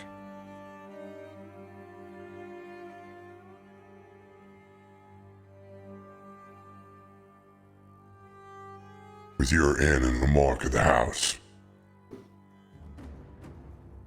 you could all be taken care of. Healthy stipends for the rest of your lives. Titles. We're talking about royalties on shard shipments. What would be given up could be directed towards you. You understand, if this is handled swiftly, those losses can be mitigated and brought to your purse. And mine as well. And while I know by means none of you wish to retire, you do have wants and goals like mine. And those wants and goals have to be funded somehow.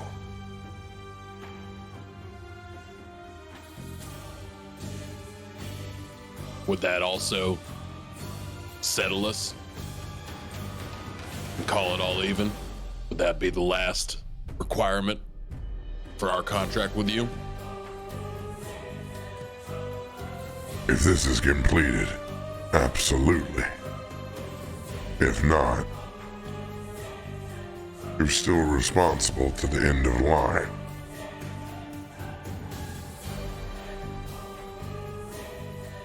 If I were you, I would take matters into my own hands before you get dealt into a diplomatic sandwich you wish not to be in.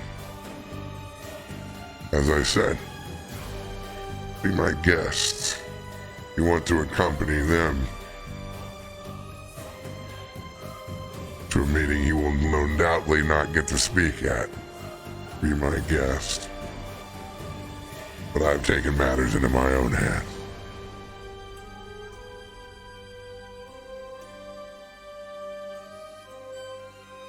That's a Mighty interesting proposition you came to with us.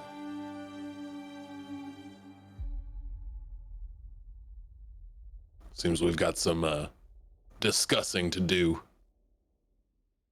within our group. As you can imagine, it's not an easy decision to just go and try to wipe out a whole armada of flying planes, but you definitely paint a rosy picture. Only 4 of them are armed. The rest are Oh, transportation. That is interesting. You're and you find welcome. the leadership within those 4, and you take that one out first. Cut the head off the snake. Proper way to be done. Don't think we've been introduced as of yet. I was waiting for a kind introduction, but it seems that, well, my acquaintances here lack the hospitality as Who the most. fuck are you? Ragnar, this is our new compadre. Well, He speaks as if he understands the things that you have seen. I don't know who you are. I assumed you were a hired gun. But I would pay the company that you keep a slight bit more respect than what's been given. I don't care how hot your hand is, Mournforged. I'll give you your credit you do. You crawled out. Congratulations. So did plenty of others. no. That is true. And I'm here as a favor and a courtesy to this group to hear you out. And I have a unique set of skills. And I don't know about any fucking god thing you're talking about. That's beyond me. Frankly, I could give a shit less. But what I am here for is gold. And some of the things you're touting are mighty interesting. But I don't work off of verbal contracts. I work off of authentic, legit contracts with House Thrask proper. By all means, go take one of those small contracts. Welcome to the black budget. Appreciate the insight. He just leans back. Got what I wanted.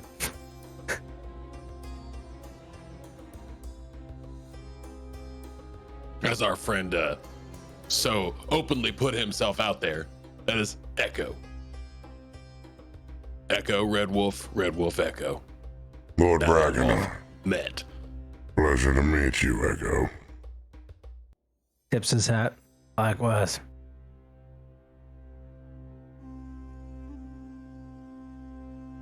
You'll need those skills. He's right. If you intend to go this route, I would go to the head of the snake.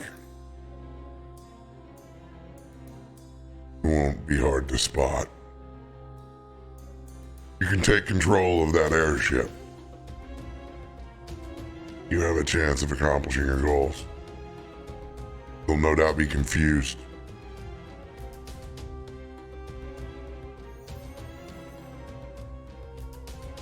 This is where particular discretion comes in.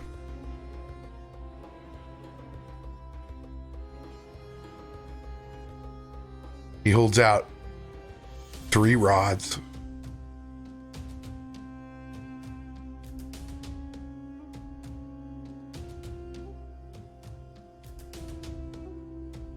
Hands 1 to Laytash, 1 to Garomesh, 1 to Oxie.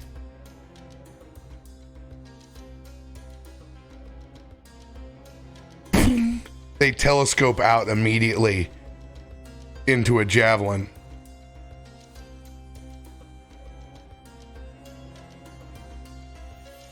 You want to set those birds down. You need to aim for the elemental ring. All 3 of these rods of absorption carry a matter of dispel with them. This will give you the opportunity to send those birds down. Once they're in glide mode,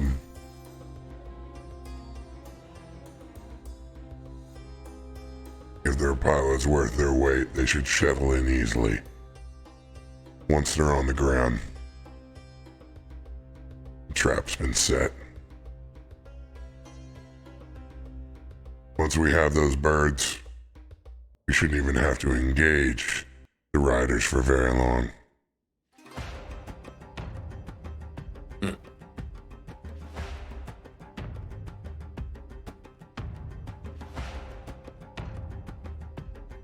Okay. So we've got rods of absorption. Chuck them at some planes, bring them down. Take over said planes while your group goes and finishes up the riders that feel like they can still do something after their air support is taken out. Is that the gist? My encampments will be so plated, there's nothing their short boars and scimitars will be able to do to us. They can blot out the sun all that they want. We'll fight in the dark.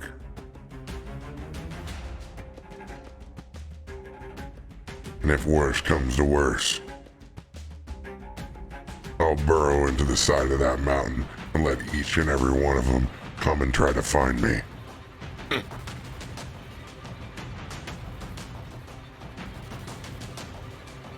But I don't think it'll come to that. Once they've lost their whirlybirds, we'll see how much they want to fight. Remember, you've encountered these probably no less than a handful of times getting here. They're petty. They're tribal. They want the easy pickings. They're bound together by their masters in the sky. That's who pays their bills. When they're down, the easy money goes with it. They want to all risk their lives for that one wagon of shards? I doubt it.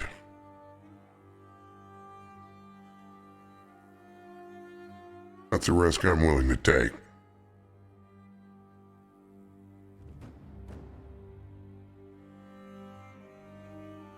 One last piece.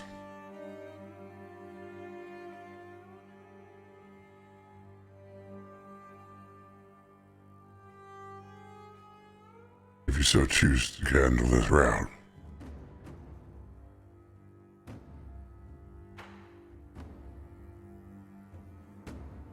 He hands you a nondescript tungsten ring.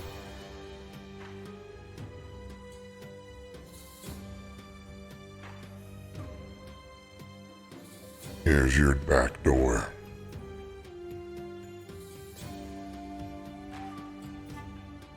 Take that diplomatic meeting far in the sky.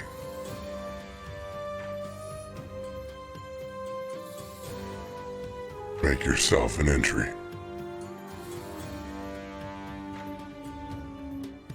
You'll be able to access it from the same point back in my tent.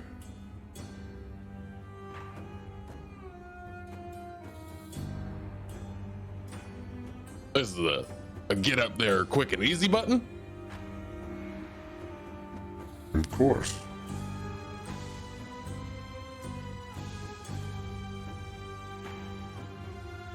Now remember, no one, not even House Thrask, will know of your plans.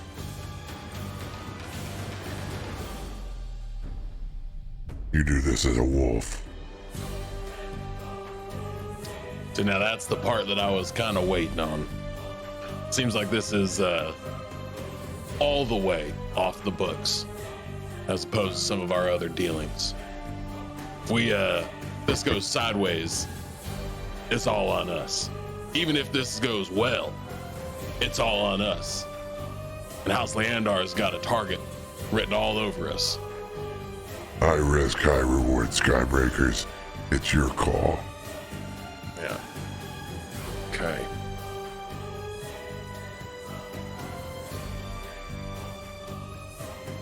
I'll let you decide on your own terms.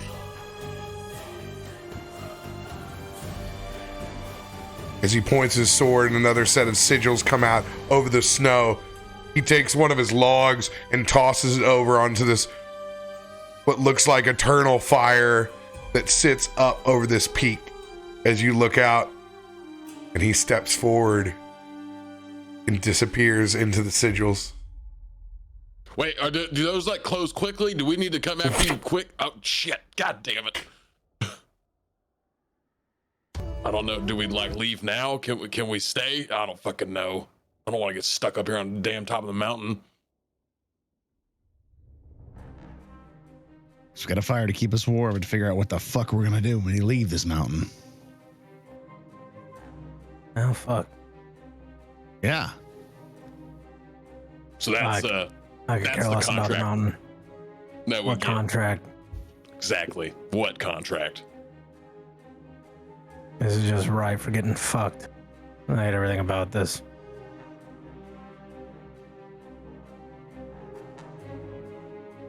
But There is no but. I hate everything fucking about this. there's It's not in the black. There's not a single part that is enticing about this. I mean, I don't care much for titles, being a lord. I could care less about being wealthy, well off. That sounds pretty nice. A lot of stipulations in that. No actual contract.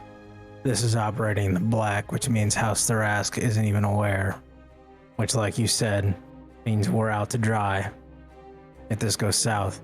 And if this goes good, well, he's going to take credit for it. And if you noticed, it's going to bring us right back to his tent. He has complete control. So let's say that we do this. He promises us whatever the fuck he wants. Fame, riches, glory, yada yada yada, living like kings. We do the job again and show right back up at his tent with a full armada just sitting there. We're disposed of quick and quiet. He takes the credit. No one's paid. I'm just saying this stinks all high hell. Now maybe he is honorable. Maybe he will pull through. But I haven't had enough experience with him yet to really fully understand. But when you get a deal that's risky but too good to be true, it's often too good to be true. Echo, I don't know how to explain this to you, but we did fight the source of extreme evil with this man. Shoulder to shoulder.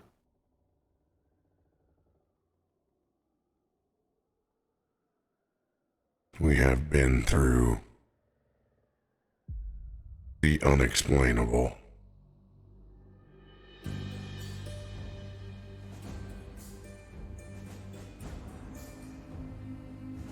I understand what this man wants now.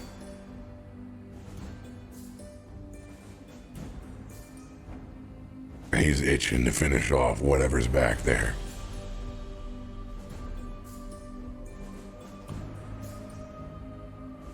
Your trepidation doesn't go unwarranted. Puts a lot on the line. Everybody's gonna have to come up with their own.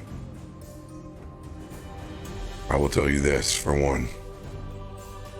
If this is my shot at getting an airship again, I'm taking it.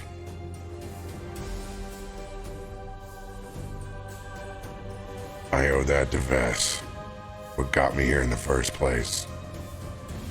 I need to see this thing out.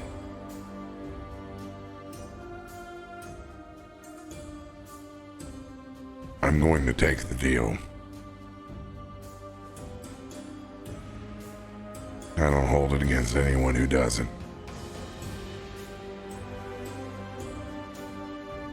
Well, shit, Recoil, you're not going up there by yourself.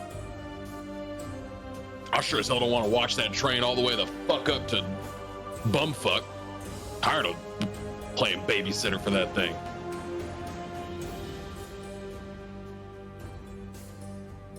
That's my What does that vote. mean? You're doing it too, Oxie. That's my vote. Get this shit done. They don't call us Skybreakers for nothing. Playtest, Garomesh. Garomesh is just giggling and kind of flipping the rod. And he puts it away, takes out his book and opens it up and writes in common instead of the Orcish that's been scrawled all over his book. Valinar airship. Closes it. Right back to the beginning. No matter what I do, I'm still just an assassin for hire. It's another job. Kind of feels good to know your place, doesn't it? No. Feels like just before the war again. Goddamn, Mesh. But life is cyclical. Just keeps going around and around until you finally fall off. Yeah. Maybe this is the time where I fall off. Playtest. Not the first time I jumped into an airship, killed everyone and left. You know, when I was young, I used to watch this street performer, Soltash. He had this chicken that he would play his lute and that chicken would dance. And I got older and found myself behind his stage. And I realized chicken wasn't dancing to his music. He had a flame spell underneath it. The stage was an iron plate. The chicken was just trying to keep his feet from burning. And I wondered why the hell that chicken just didn't jump off that stage and get the fuck out of there. Kind of wondering that now. But you're all hell-bent on taking over an airship? I won't roll them so strong for you next time. Don't worry. I'm with you.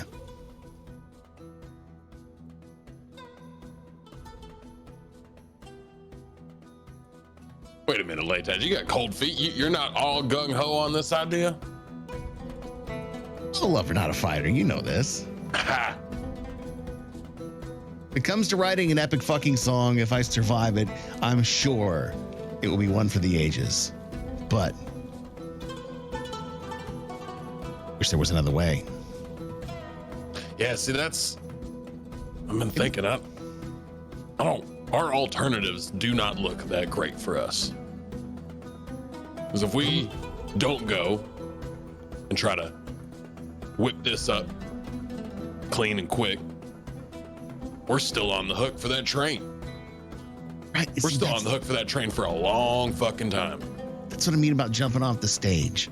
What if Garomesh, we can pull in the Shadow Revenant and give us a little bit of leverage so that we don't get our feet burned, say, by the wolf.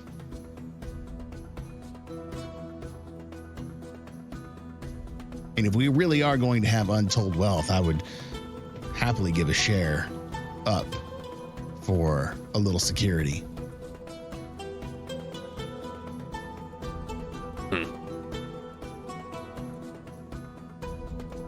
Security meeting us back in Brackenaw's tent, or security up in the air? Just thinking what Echo said about us getting a race after this is all over. You know? No one knows what's going on here except the Red Wolf. What if somebody had our back for once? I don't even know if we have that kind of leverage. I don't know if the promise of that kind of bullshit money would even sway them. Garomesh would know better than me. We've leaned on him to deal with him before. I think he's pretty dead set on us being the wet work team. Kind of defeats the purpose of Black Ops if you start telling everybody. Nobody has to know. We just need somebody looking out for our backs.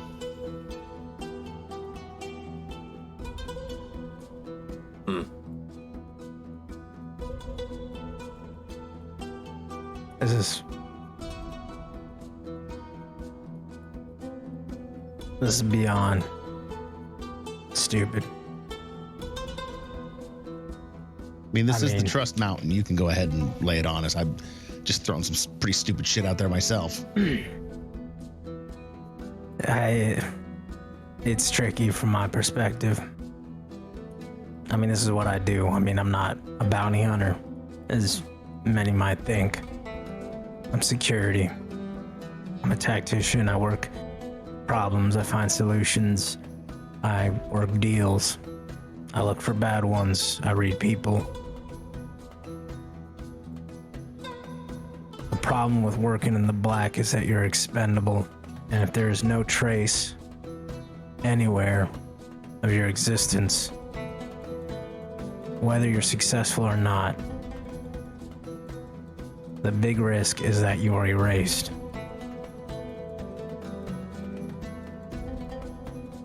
And because we're in the black, and this is the wolf, and only the wolf, not backed by House Thrask, he is making moves.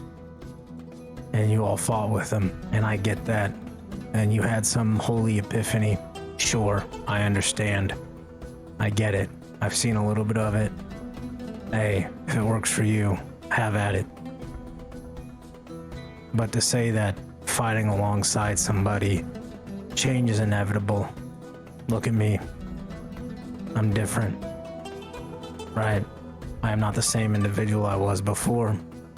And in 10 years, if I'm still here, I won't be the same individual I am now. And when you're dealing with power and wealth and status beyond the norm, I'm not talking about being a lord, I'm talking about an entire fucking continent and a path for almost unlimited wealth if there is dragon shards within Kebara.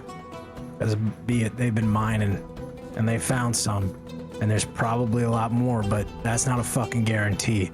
He specifically called out royalties on shard shipments. If I'm him, I'm looking 3 angles ahead. You send a wet work team in, you take out the sky ships, the ground troops falter, they offer up a treaty. If I'm him, I have the power. Fuck the treaty, I wipe the whole fucking thing out. I have no opposition, we're secure. That's how I would play it. Once the sky ships are down and they start scrambling on the ground, if the armaments are in place, it's a scorch fire, hell on earth, wipe out, no issues, guaranteed. The only individuals who knew about the plan, you take out as well, and then it's just profit. This is how I look at things. With that said, you all seem hell-bent to go up onto this ship and do something about it, and I still haven't fully decided, because it seems pretty fucking dumb. Well, what's also dumb is that I'm sitting here hearing this entire plan, which doesn't give me a lot of leverage. He may say that you can walk away, but can you really walk away with an amount of insight and valuable knowledge that we now all have? No. So what I'm saying is that when we come back from this and we show up in that tent, and if we get double-crossed, well, preemptive, I told you so. And if we don't, hey, fuck it, I'll be a believer. Echo, I think you need to figure out whether you want to be a believer or not. Fuck belief. Fuck divine. What has that shit ever done? Nothing. Look at me. I think it may be time for you to walk away. How? I know the plan. I'm in. I don't want you half-ass in.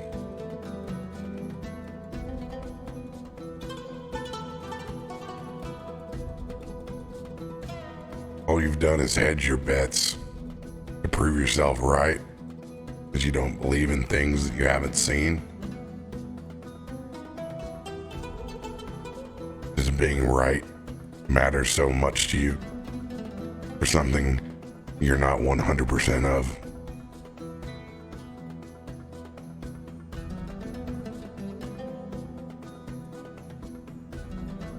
And really, have we shown nothing to show you that there are impossible things to be overcome with this group in particular?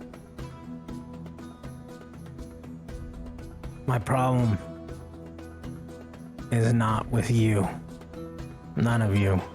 You've shown more than capable. I trust all of you. I don't trust the unknown because the unknown has bit me in the ass pretty hard a few times. I am trying to be, if we're talking about divinity and things unknown, the proverbial devil on the shoulder, and saying that this isn't all gonna happen as it plays out.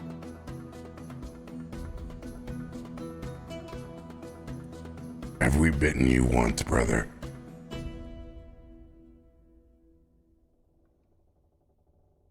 No. And quit letting the machine, part of yourself, speak for the human side that's left. I walked through the portal. I will say this, Echo. You always have to have somebody looking at all the angles.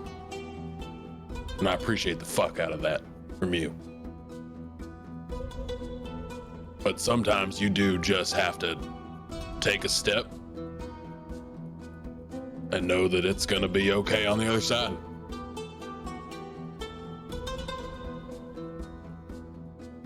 So, here's the Umber. May we all be gods. As he takes a swig of his flask and hands it to Echo, and then also walks through the portal.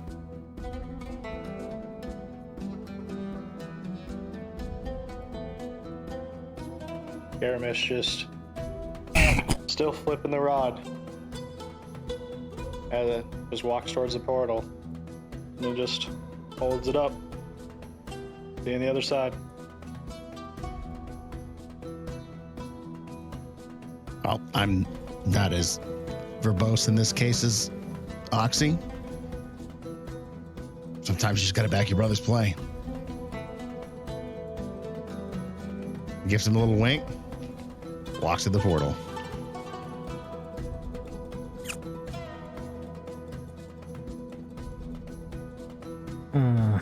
As soon as he sees Latash. Did you grab my flask from him? Did you leave him up on the fucking mountain with my flask? Damn it, Latash! Here, have mine. If he comes back, you'll get your flask back. I take a nice long pull from the flask on the top of this mountain. So I kind of like look out, look down at the fire. Oh, what am I doing?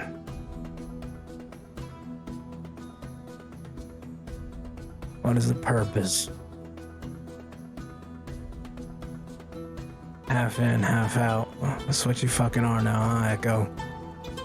Can't figure out which way is up. You just swim.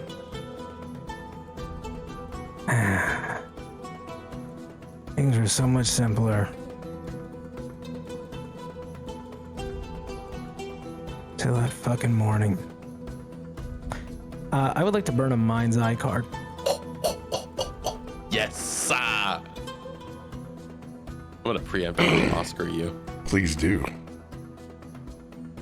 As Echo stands on this mountain and he kind of stares out and he just kind of takes a swig and he looks down at the fire and he just kind of gets lost in the flames. And as you see him kind of standing there and watching the flames as they kind of kindle and burn, it kind of transitions until you see a familiar space in his workshop. But this time, different. There, you kind of zoom out from some flames and it's destroyed, and you see it's similar kind of scene that you saw earlier of him just waking up in a pile of just rubble and ash and chaos. And he kind of like brushes off, and then he kind of like, there's a flash and you see him just kind of like standing there in the middle of this massive workshop with all of this intricate materials, and he's just staring and he's just standing.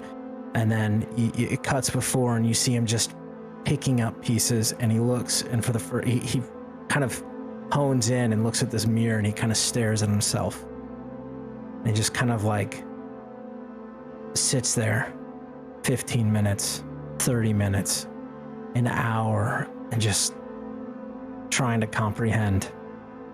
And he searches in this workshop for hours and hours and can't find what he's looking for, until eventually, as he pulls apart some rubble and some desks, he sees this small plush little teddy bear that is just covered and ripped and torn and looks worse for wear.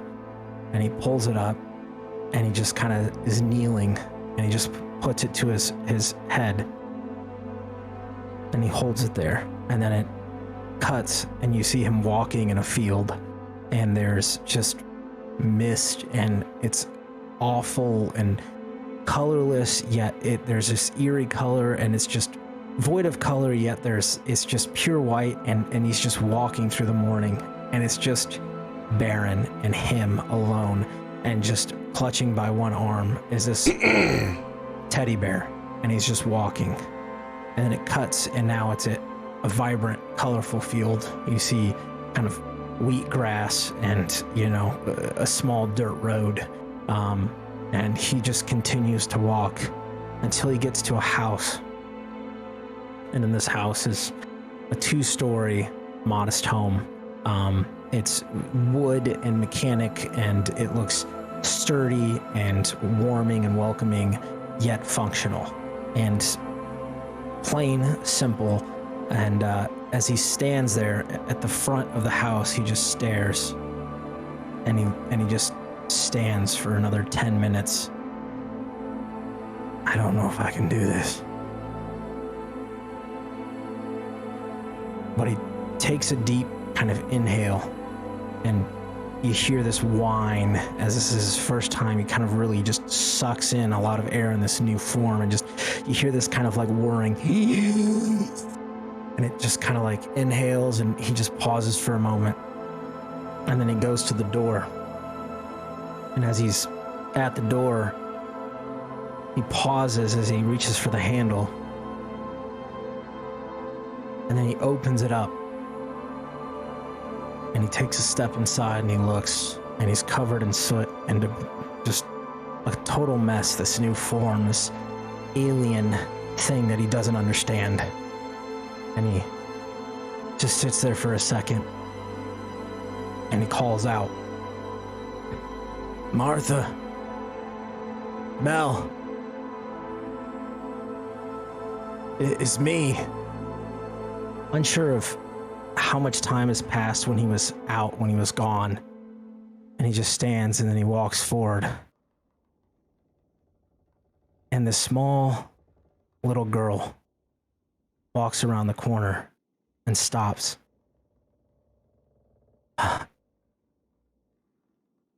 Mel. And she screams. And she screams, and she runs back. And then a woman appears, plain dressed, wearing a cooking attire, making something, and she's holding a shotgun. And she screams at Echo, "I don't know who the fuck you are, but you need to get the fuck out of my house, you monster. Get out now."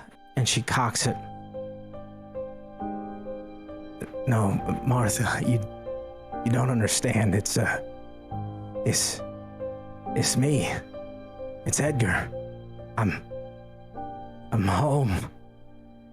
I don't know what the fuck kind of game you're playing, but you get out of my house right now, and you just hear this curdling scream of fear from this child, Belle. And he takes a step forward. Shot rings out. Hits him right in the chest, knocks him back. Things go hazy. He comes back to, and she's standing there over him. Leave or die. Your choice.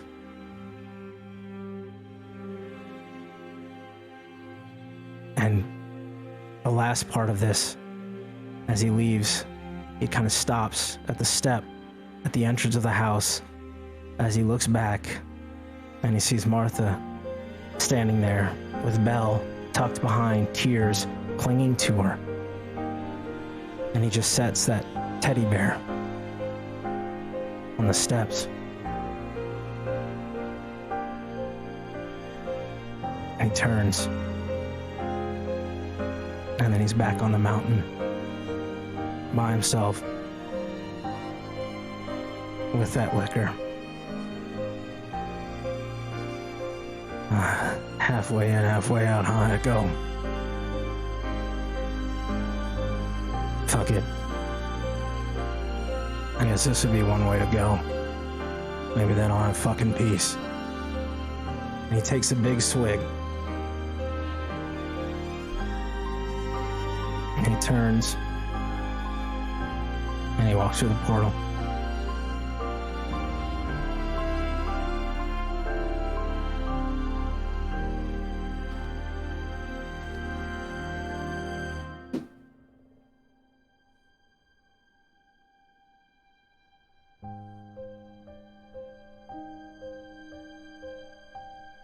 Echo, I just want you to roll a d20.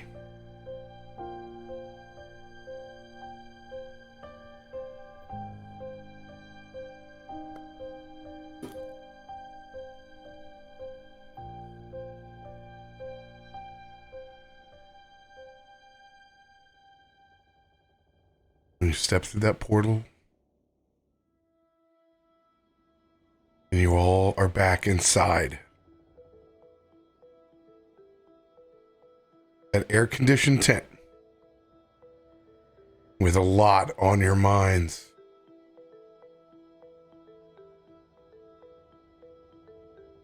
The wolf is arranged for your own tents as usual. Follow me.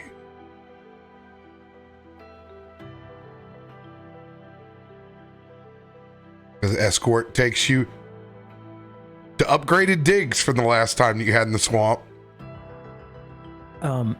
Just quickly as I go through and I just as we turn and we start leaving and getting led to, I grab Recoil's shoulder and I kind of pull him towards me,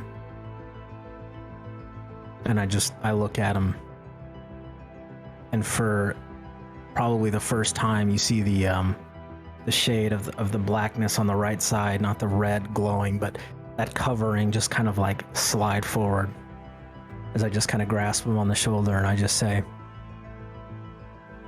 "You're right. I'm with you to the very end.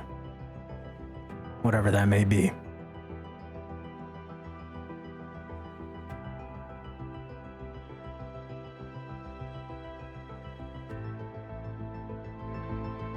Big smile comes across his face.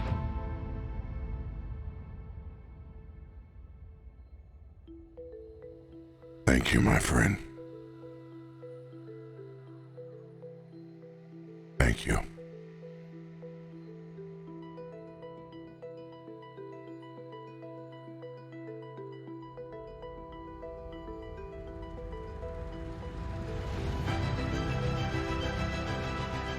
As you guys sit inside of that tent, the desert sun beginning to set.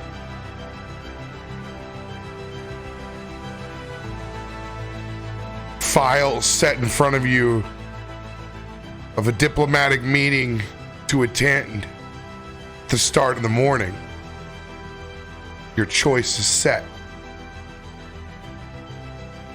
1 tungsten ring, 3 rods.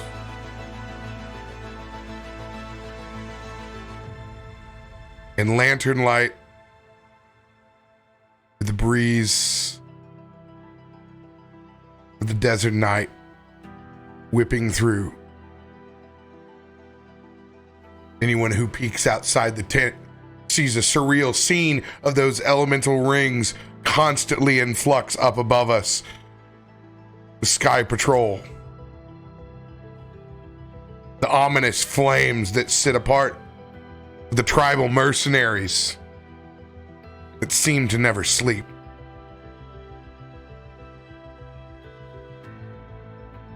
And the thoughts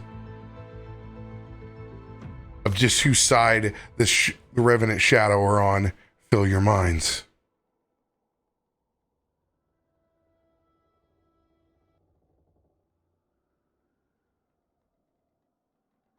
Anyone looking to do anything else before they let sleep take them inside this tent? Stage is yours.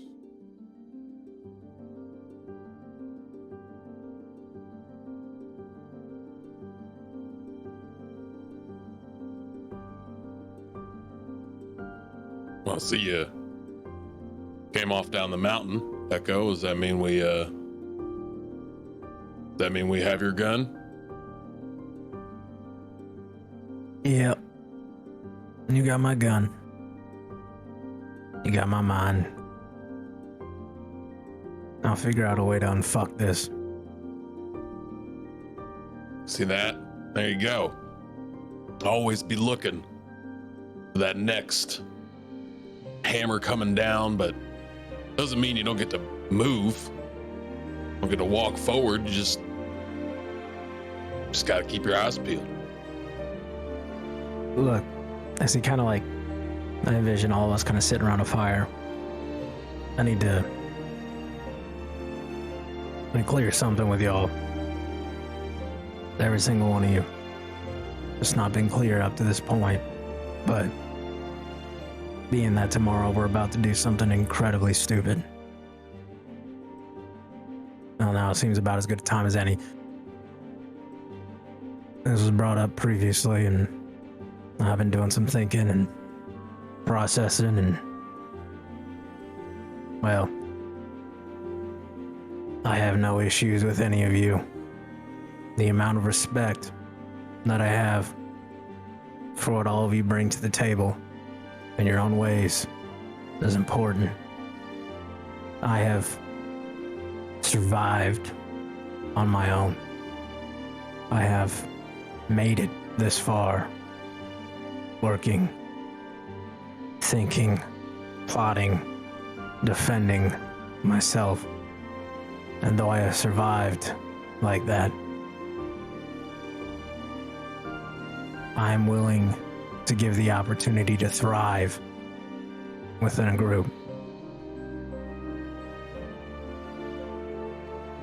Even you, Laytash, with your annoying fucking voice and your loud, way too early music, I'm giving an opportunity.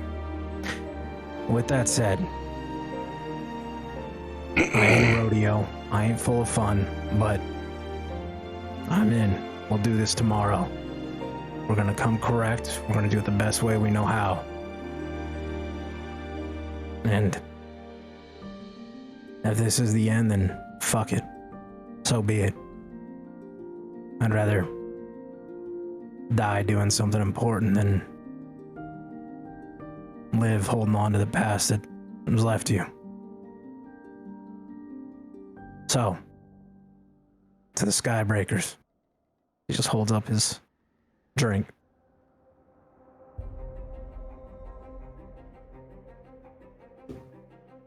About goddamn time.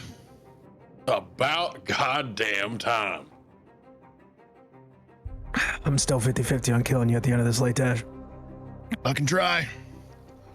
See, he's going through the process. Laytash, this is how we know.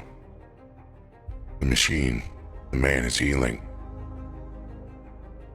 I was there too. Some days I still want to.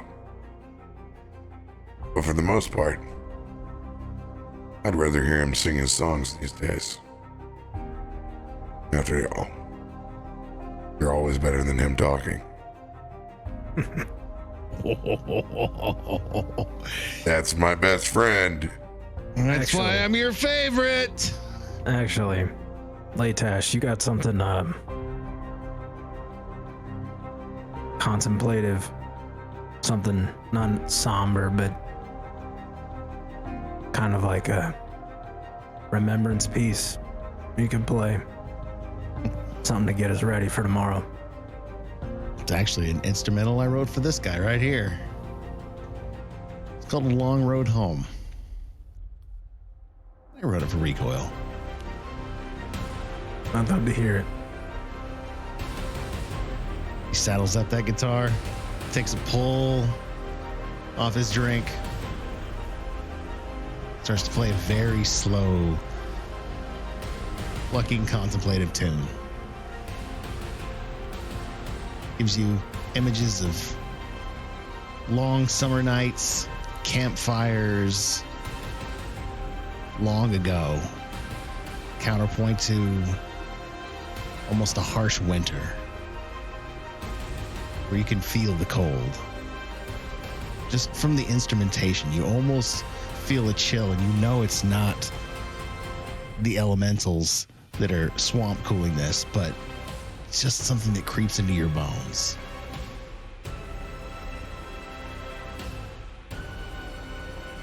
Gets about 3/4 of the way through and stops. That's about all I got so far. The rest of that story hasn't written itself.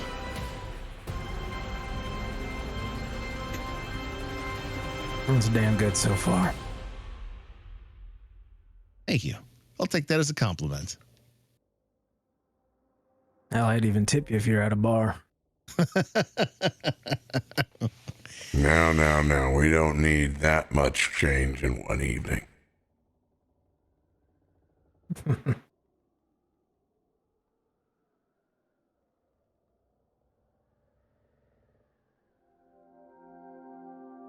So, we stand at the precipice again. Living to live up to our name.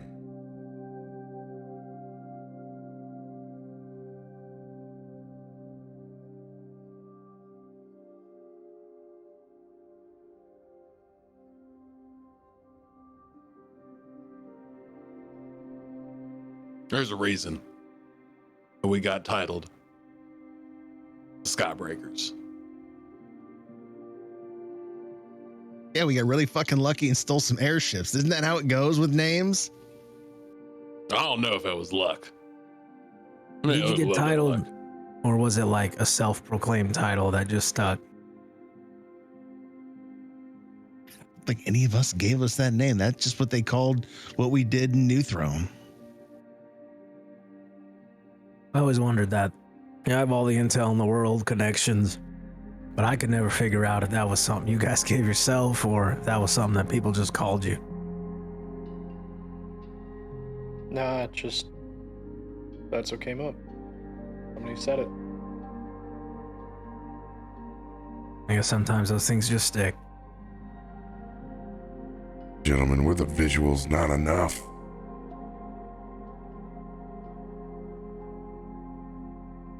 Or have you all become so blind? Red Wolf said it himself. He's got unfinished business here. What greater gift could we give to Darth Iki? The rest of the lizard folk that have given us so much.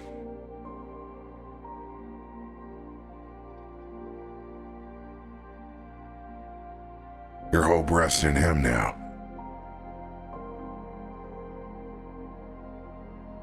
Your hope rests in Vess.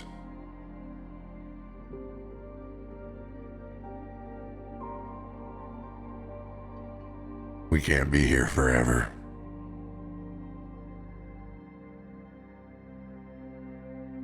We've had our fair share of shootouts. Maybe it's time for one last one.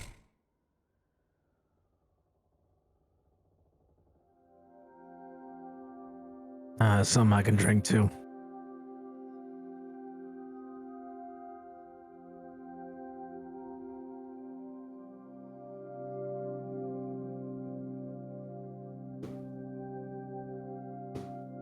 Just think. If we do this, we really do this,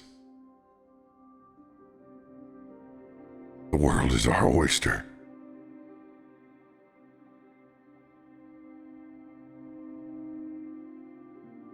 I used to pay my best friend just to convince her to go along with these trips to run guns halfway across the country.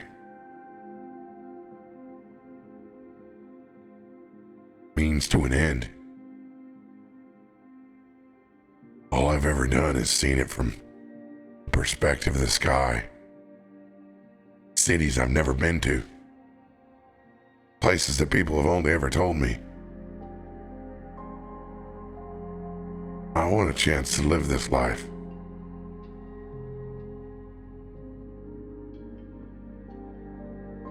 Well, I'm not ready to hang my hat up and say I won't do anything dangerous again. That's far from the case. But I would love to see what I'm fighting like hell for to live.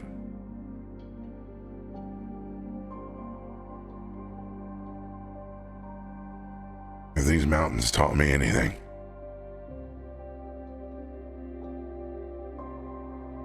I want another perspective.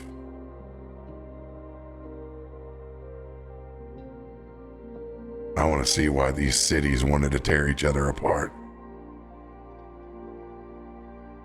I want to know what culture is besides a word.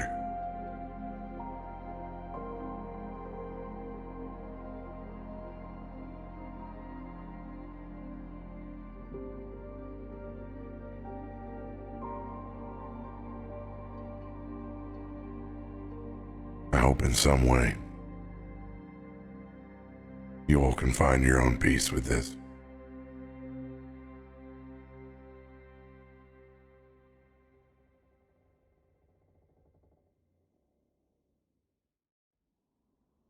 I'll say this, Enrico. Let it be clear. You don't have to go do something stupid and crazy and foolhardy just to get this new perspective. I'm here with it. I think this is the right move and this is the right play, but don't feel like this is the only way to experience this new that you want to experience.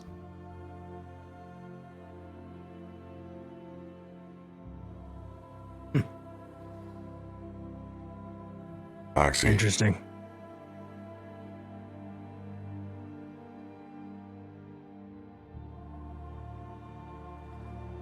not many times in this life are you presented with an opportunity to soar through the sky again.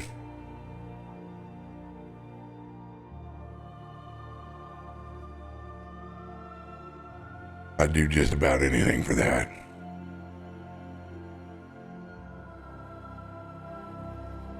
I'm playing a lot of Bob the Builder inside my head. But I'm ready for some real materials, if you know what I mean. I feel that.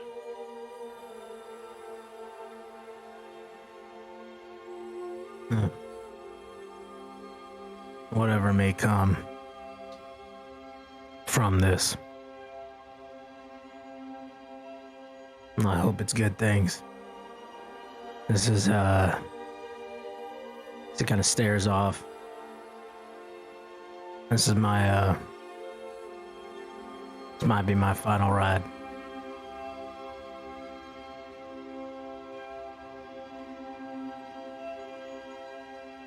I mean, the man did say retirement money. Something like that.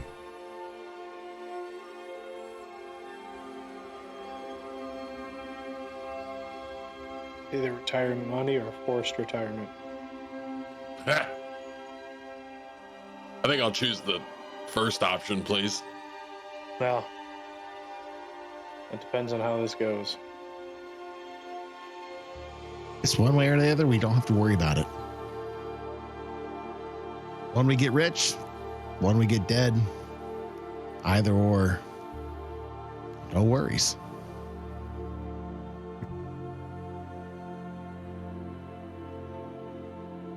Yeah. No worries. Peace.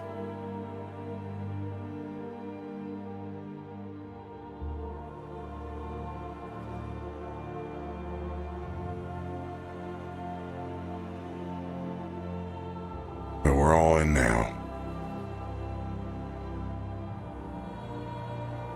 We get one last all in when we wake up.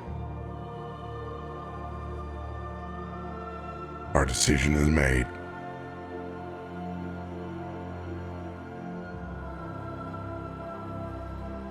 Get the rest you need, boys.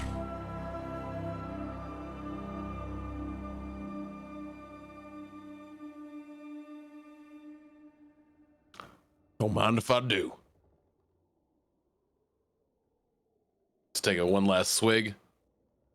Stand up. One big stretch. All the joints. Oh. Oh, yeah. Walk back to his cot and just plop down. I'd say out pretty dang quick.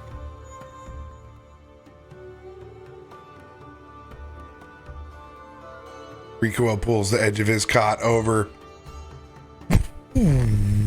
as his eyes go green as he turns on and stares out in thermal mode, just watching.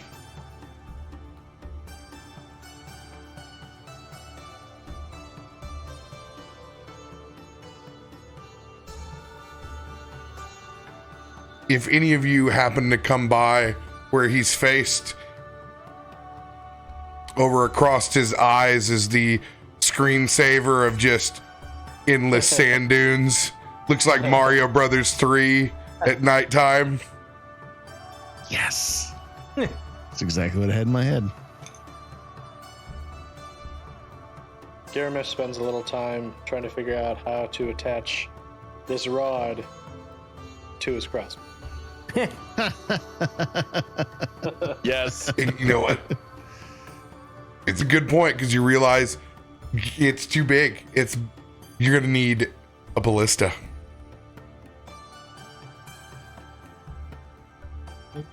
Ships have those sometimes. It will need to be fired by ballista for sure.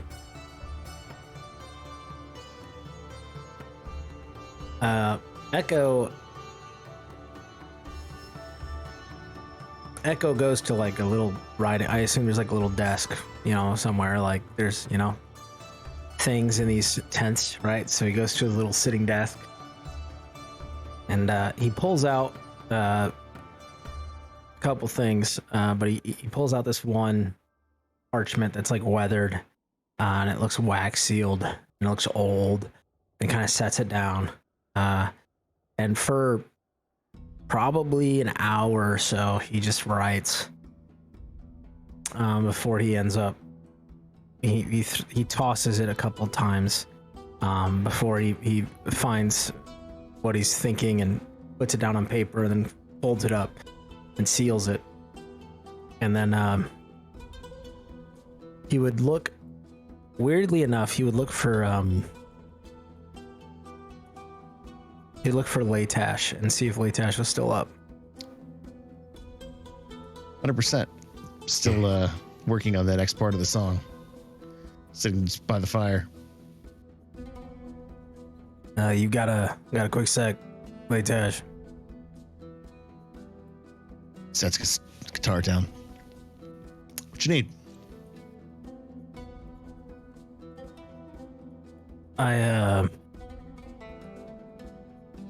Well, you're a storyteller, story keeper. And as much as I find you annoying, well, you got a lot of good parts about you. Maybe this is the alcohol talking, probably. But I got a favor, and I debated about who I asked this favor for, but well, you're the more traveled and personable one, I feel like, out of the group. If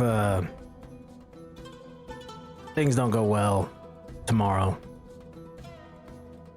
and you somehow find your way out on the other side, I got a copy of a letter here. I'd love to have you deliver. If you'd be so kind. There's a parchment attached with instructions on where to go. Small abode outside Olocan. Outside of the morning, but close enough. You could deliver it. I'd be mighty obliged. Just looks at it. Looks at Echo. Smiles as he tucks it inside his coat pocket. Survive this tomorrow? I'll make sure it gets there with my last dying breath. Appreciate it. He just kind of pats you on the shoulder, and then he goes to turn in. Where he goes back to his guitar, he just walks by Recoil by the side of his head. You're right, he's coming around. Instead of picking up his guitar, he just goes and kneels and holds his hands out in front of him as his eyes roll back into his head, and he drifts off to the dream plane.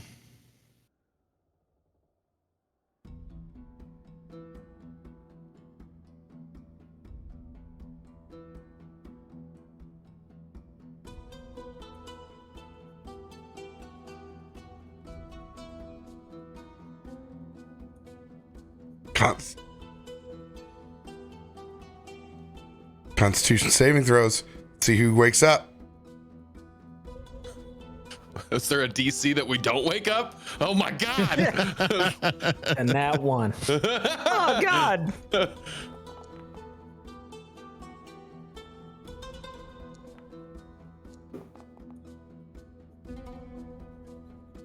Ooh, the early risers. Garomesh and Oxie. You're up at the same time. Go to bed first, get up first. Let's get this coffee going. See if we can get a game plan together before we go tell Brackenor the good news. First thing I realized last night is these rods, or, you know, ballista bolts now are gonna need. They are gonna need some oomph, aren't they? Yeah. Okay.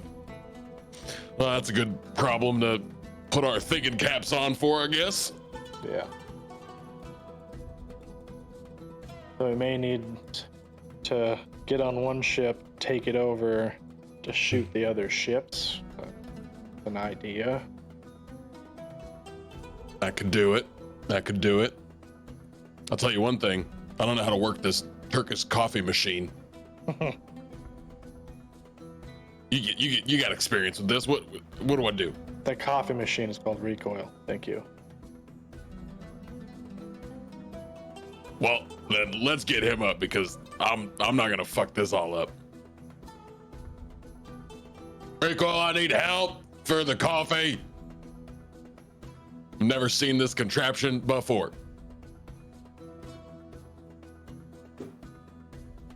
This far and you don't know how to. My God. I've never made coffee with tiny little with a handle. What is this? as the non-coffee drinker goes to get the coffee ready. Nothing more than a maid bot around here. Well, this always does it. As I'm getting that heavy boil to take out the acidity, like Pepe Le fucking Le Pew, fucking Latash. Oh yeah, that's what I'm talking about right there, baby. Who's ready to blow some shit up? This guy is. After I have coffee. Oh, man, a little sore. Did you get in a workout last night before you went to bed?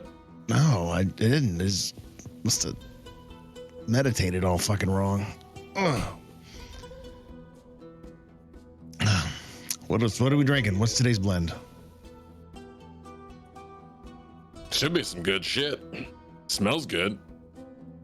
As always, Still recoil special. I test. Oh, good man. Good man.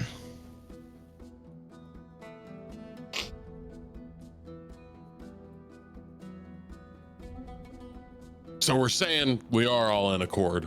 We're saying fuck the diplomat meetings, right? Nobody wants to do another goddamn meeting ever again, right? That may be the Hail Mary. We might want to hold on to that.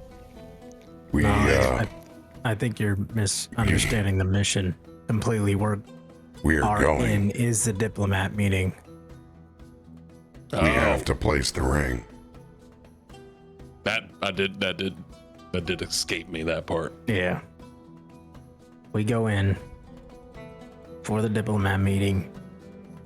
There's going to be all parties involved, and no one knows what we're doing there besides, well, the wolf.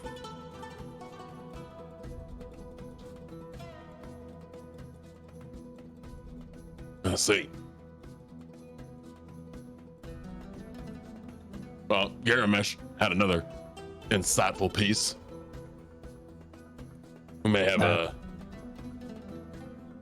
to be creative with how we are going to launch said rod of absorption. You know, I figured the wolf would, pull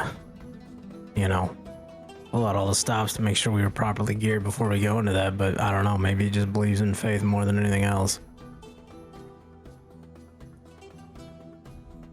Kind of He's hard. kind of like, Give us a ballista. I mean, well, that's not what I fully mean. You're just gonna have to make do with what you got.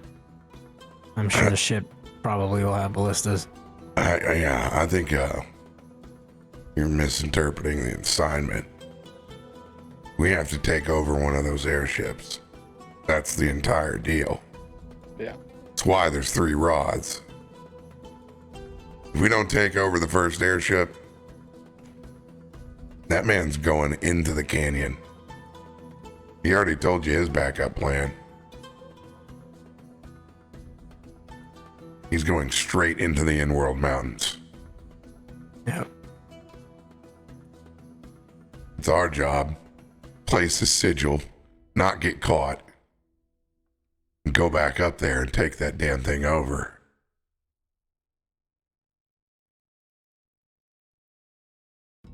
And then on top of that, we gotta beat 3 other airships before that. No. Good news is, whether it's a ballista or whether it's a hand crossbow, we got the best man in the game. If anybody's gonna hit the target, and let's say it is a generous target that is the air elemental ring that surrounds these bad boys. It's shiny. It's bright. Just It's absolutely literally the whole dartboard.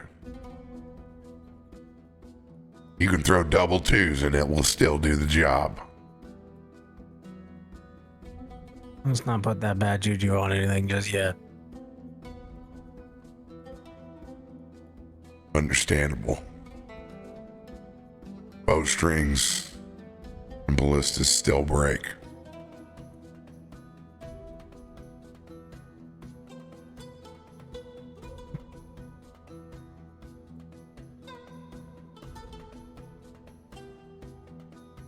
Well, I guess we need to start with letting Brackenor know we're fully on board.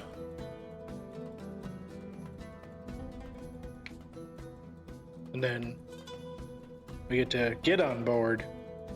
And then we get to get on board. Or I guess have to get on board.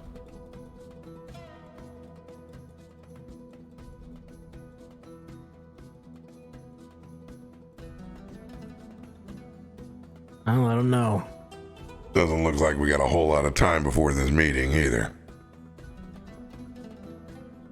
Party Okay, then. leaves at sunrise. Good thing we got up early then. Yeah, that's why I read the damn dossier.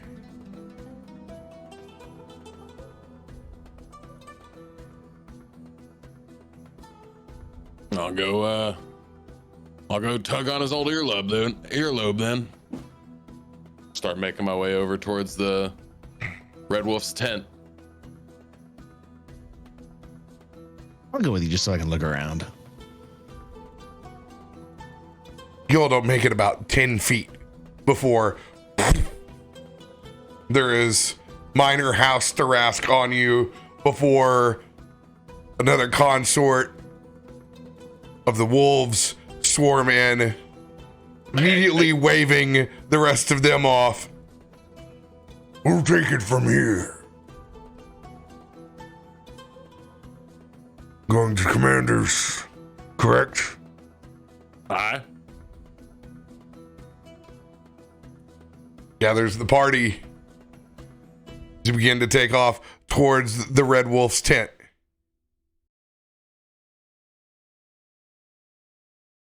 As you all arrive, the Red Wolf is nowhere to be found inside of his tent.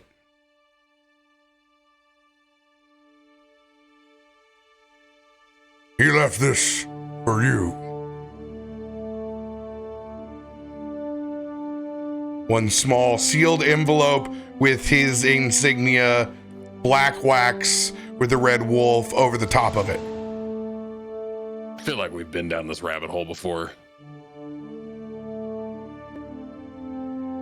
Well, Alice, take us in. What's it say? Grabs the letter, snaps it on the seal, opens it Don't up. open die. Distraction. Pulls the letter out, or whatever is inside the envelope. It is blank to everyone except for Garomesh. I think this is broken. And it is There's not something else. from House Thrask, as you look at the top and you see the crossed scimitars over the top. Let me see that thing. But see what? It's just a piece of paper. Here, You stick to machines. Let me see this. there you go.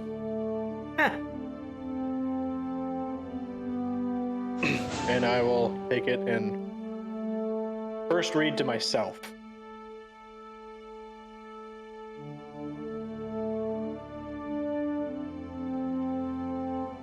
First almost rings sing-songy, pointing you to look to the horizon above.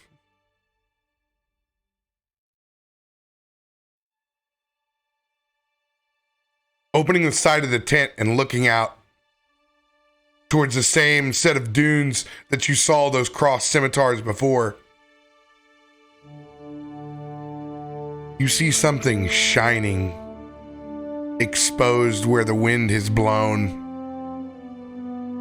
and you can see heavy plating underneath those sands.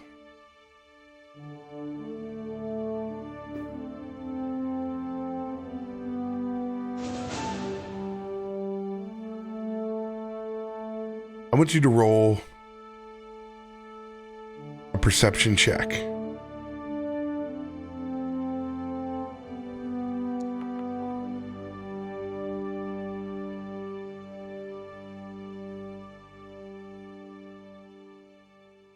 26. Mm-hmm. Man, there is something that looks so familiar yet so foreign.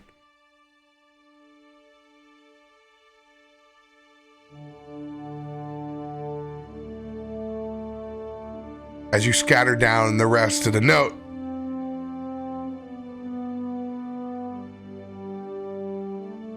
you indeed become aware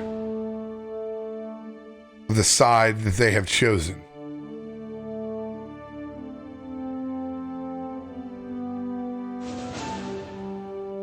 The side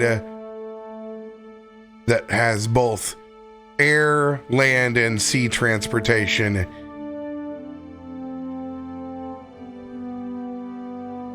is to their utmost interest. They want access to all three in the area. So they're going to back House Thrask and the railway connecting.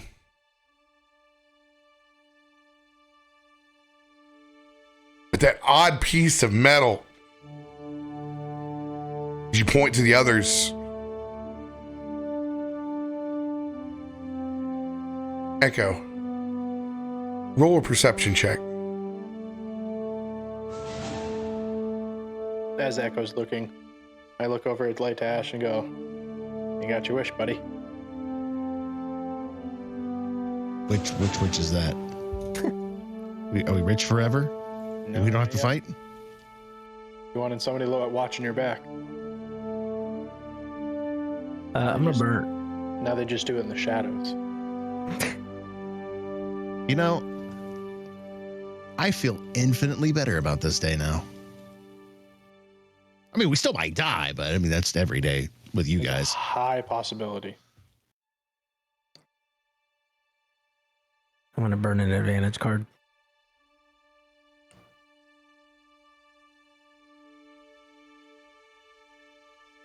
$29. Ooh. Where's your advantage roll? It's there. I rolled it at advantage. He rolled a 25 and a 29. Yeah. My bad. 25 and a 29. I'm like, but if the DC's 30, do I roll a D6 on top of it? To really get the juice? I feel like, you know what? I'm going to add a D6 to that because I feel like this is important. Got the juice. And I have a lot of them. I got to 30. Got the 30. There's your one tonight. That's your one. There's your God, one. F me, dude. F me. DC's 35. Damn it. He's got to be one, chat.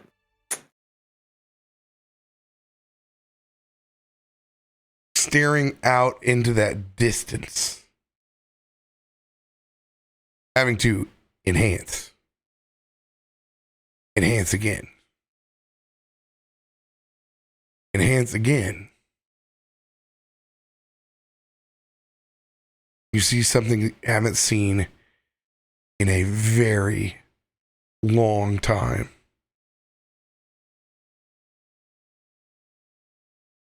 And it's a decimal code.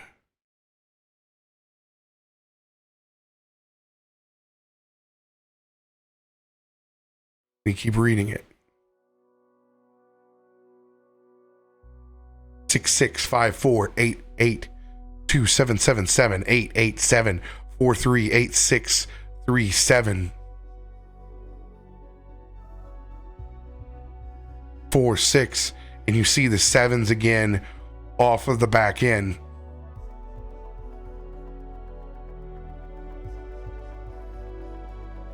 Nothing that you worked on, but you remember what carried those numbers.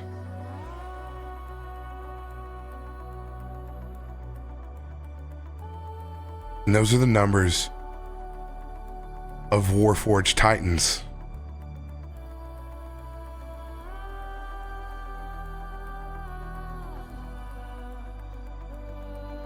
Exposed in the distance is the Shadow Revenant revealing their cards. that underneath that second dune is a Warforged Titan.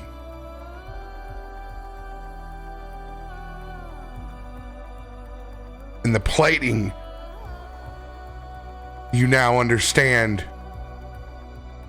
what the Red Wolf is nodded to.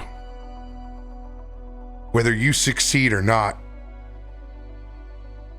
a Warforged Titan will walk on Convoyer once again, to walk shortly but swiftly. The implications of this sit heavy on your head, as if any of this makes its way from the plains of Eleanor or past the Endworld Mountains. Conflict could be on the horizon again. What started with one small cart of dragon shards sits the fate of politics and relations for the entire continent.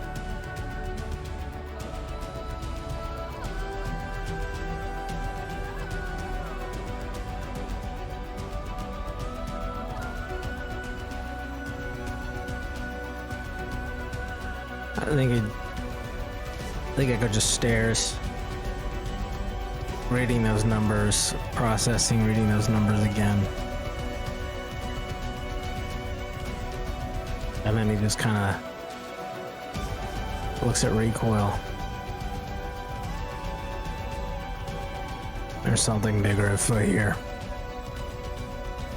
And he like stands behind and just stretches his arm out and he points right to where they are. See.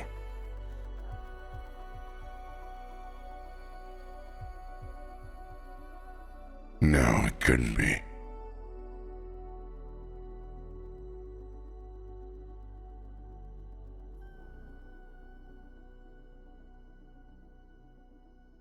Buckle up, everybody. It's about to get bumpier than we thought.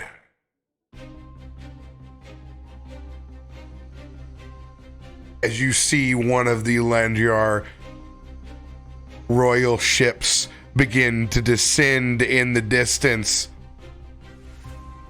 and head towards the middle of the dunes, the sheer size of it and the elemental that holds it up,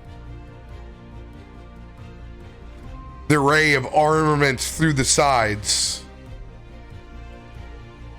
as it gently pressed down and lands, you can see the extravagance of the aqua green and gold carpets that are rolled out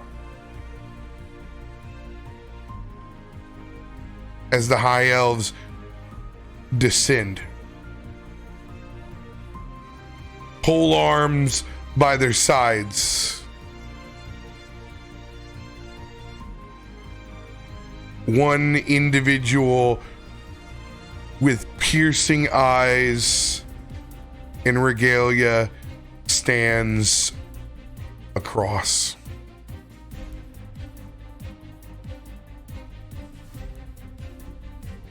And this is where we will pick up next week. Yo. Dope art. Dope. Hell yes. Let's go, boys. The arc to get out of town. Fucking Warforged Titan? A Titan? There's a Titan on play, baby. Ah! No better way if we're to be able to get out of this hell. I like that Brackenor is just like, they're gonna say yes. These idiots. Whether you say yes or not, he believes in his drill and he believes in that Warforge. Yep. Hard to say no to that. I mean, you know, you get that. I understand why he's so confident. It's like, okay, that makes sense, I guess. Like, you know, all right. But this fair is enough. an open declaration of war. Oh, 100%. That if it is not ended swiftly, that's what it's all about. He's there to be a minority whip, to whip those votes. Right. Yeah. That's why I said earlier is like, no one wants to pull that I mean, you pull that string for war, and it's like, who knows how long that lasts, what it costs, what it takes. Yeah. No one wants to do it, but, you know. Well, Lobo knows. you know, when sitting down for us, because we want to, at some point in time, whether we do a continuation of the campaign or we pick up after a break, whatever we do with Eberron, I wanted to have an implication that was worldly for Corvair, no matter what. So it went with, we were involved with an international incident to be able to pave the way of whatever needs to happen after. whatever needs to way. happen, and however however we get there. And here we are. It's kind of difficult because it was like, I was looking at this and I'm like, my character is so not for this at all. It's like everything I hear is just like, this just screams bad deal. Oh, we needed you for the scene though. Otherwise it would be Oh my five God. Dude. Minutes. Like that. It was it so put a lot good. on your character, but you know, obviously I know you can do fucking Yeah. anything. But yeah, like at that point, like the rest of us are like, fuck it, man. Like we've seen a god, man. We believe in shit, but like having the rationale to be like,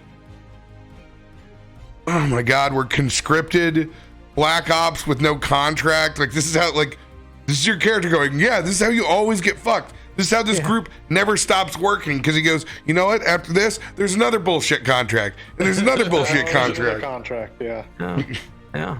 No, dude, you killed it. And then your mind's eye scene. Bravo. So Been good. waiting for that one, dude. It was Yeah, so good. I told Rob about that like a week or two ago. You know, when I was building out Echo to have like something different. You know, because I assume we're not doing like a whole post show thing, right? Like I feel like this No. is the post show, correct? Yeah. No. Yeah. So I'll give it to you all. I wanted to have something a little bit different, a little bit darker. You know, and I think the joy of it was, I guess you could say joy loosely is that, you know, this whole time it's like, oh, Echo's struggling with this change because he's like, he doesn't know who or what he is, but it's more than that, you know, and it's, you know, I told him about it and he was like, what the fuck? That's kind of fucked up. But it's like, but I wanted it to have a bigger implication. And I just felt like, you know, candidly, I don't think Echo's going into this fight thinking I'm going to go retire and be rich. I think this is like, I'm looking for my final piece. What happens, I don't know. I'm not going in setting out to do that, but I just feel like he's kind of like at that point where he's like, you know, I'm just ready to be like done, you know? But it was like, yeah, you know, the insight finally to be able to reveal kind of hinting at stuff of, you know, he had a wife and kid that, you know, he had a great small family when he was working, and he returned as a Mournforged different, and they just saw nothing but a monster and rejected him. And Truly brutal. you know, it was like, it was just too good. You know, when I was thinking it up, I was like, it's too perfect, you know, like, because then you're dejected and you're off and you're like, okay, how do you recover from something like that? You know, like you're already dealing with who you are and what you are. And then to have the only people that you care about, your daughter and your wife, to just, I mean, your girl just runs in terror from you. Like, it's just like, I don't know. It was too perfect. And I was like, this is the perfect time to do this, because this is a big old finishing arc and I don't know what's going to happen. So I wanted to lay it out there. The perfect Knocked it out of time. the park, dude. Knocked it out of the park. Absolute masterclass. Appreciate it. Very emotional. It was. RoBear with the perfectly cued music too. Yeah. Crescendoed, hit those notes, made my eyes swell. It's like, you rat bastards. I told him about it. I wasn't sure how, like, when I told him about it, I was like, I wasn't sure how, but then I was like, I've got this whole scene. I've played it in my head so many times. It's like, you know, the build up, and then it's like you enter this place that has all these memories, and then it's just like nothing. Like, get out, you monster. Don't come back. Yeah. You know, one of the things I really liked about that is how we got to that moment, because that is a really hard moment to have happen naturally in RP. Like, what am I supposed to, like, just constantly ask you about your history and where you're from? Like, you know, Yeah. it's not gonna get to that level. And using calling it out with the mind's eye card for taking it to have this whole memory experience, I thought was a very smart way of getting to craft the full scene and still have all the emotional weight in it. Yeah, I mean, it's story. I mean, that's why I'm here. I love the story piece of anything that we do, any show that I'm on. It's like I want to build a story, and it's not just the story we're telling here, but it's okay, what is my character story, right? Like, I'm sure there are things that each of your characters has that hasn't been revealed. There's things that are like still there that are like, you know what I mean? And it was like, to me, this was like such a core piece to Echo once I kind of like started going, and the story we told of like getting into my mind and like unlocking things and like being able to hint at things. And I almost gave more that evening when we did that, but I was like, I'm gonna wait because I wanted this to be impactful. And then it's the train ride and the betrayal and just like all of this like negative bad things that happened up to this point, where now it's like I'm stuck in this bad deal again and I don't want to do it, but like, what else am I gonna do?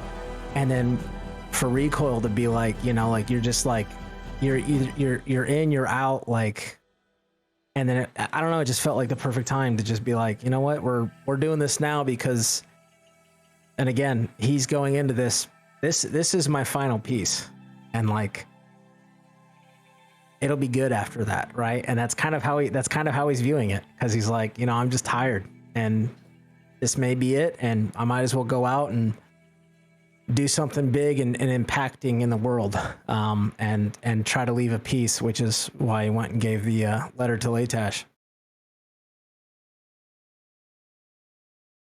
I love it.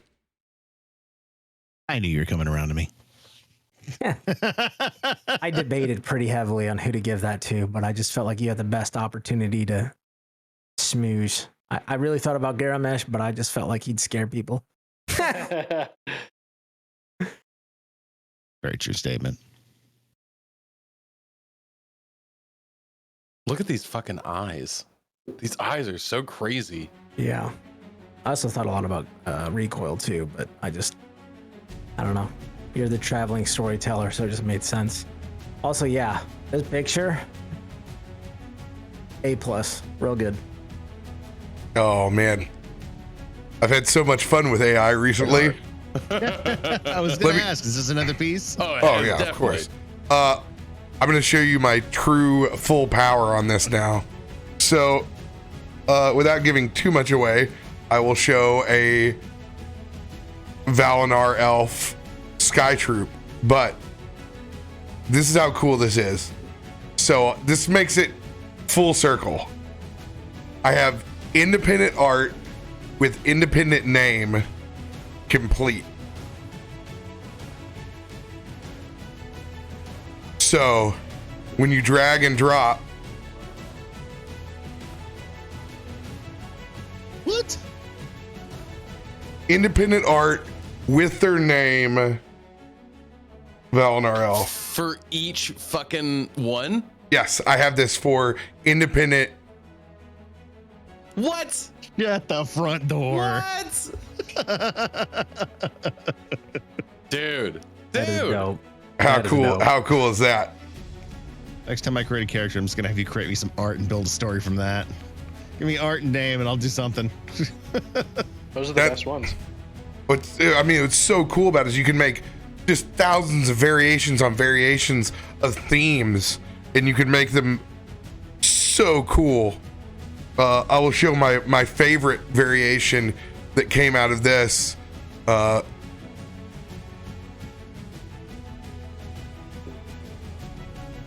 That's cool. Whoa. So I can regular drag and drop, and I can just get them with a name, or I can shift drag and drop, and I can get them with a name and their what they are. Oh, that's cool. We are twins. So cool. Dude.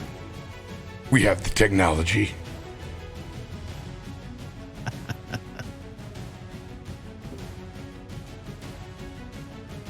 Great session. So good. I'm ready Now for we it, can baby. Back in fuck Eberron, shit up. one big fucking battle before we send the sucker off, baby. Oh my gosh. As we head to new cities with an AI generator that can make all sorts of crazy shit. Yo. Loved it. Make sure and join us for tomorrow. One of the last episodes of Baldur's Gate on the docket. Oof. Big session. Be there. Big session. We could all just die to a mummy lord. Come watch the TPK tomorrow. Love y'all.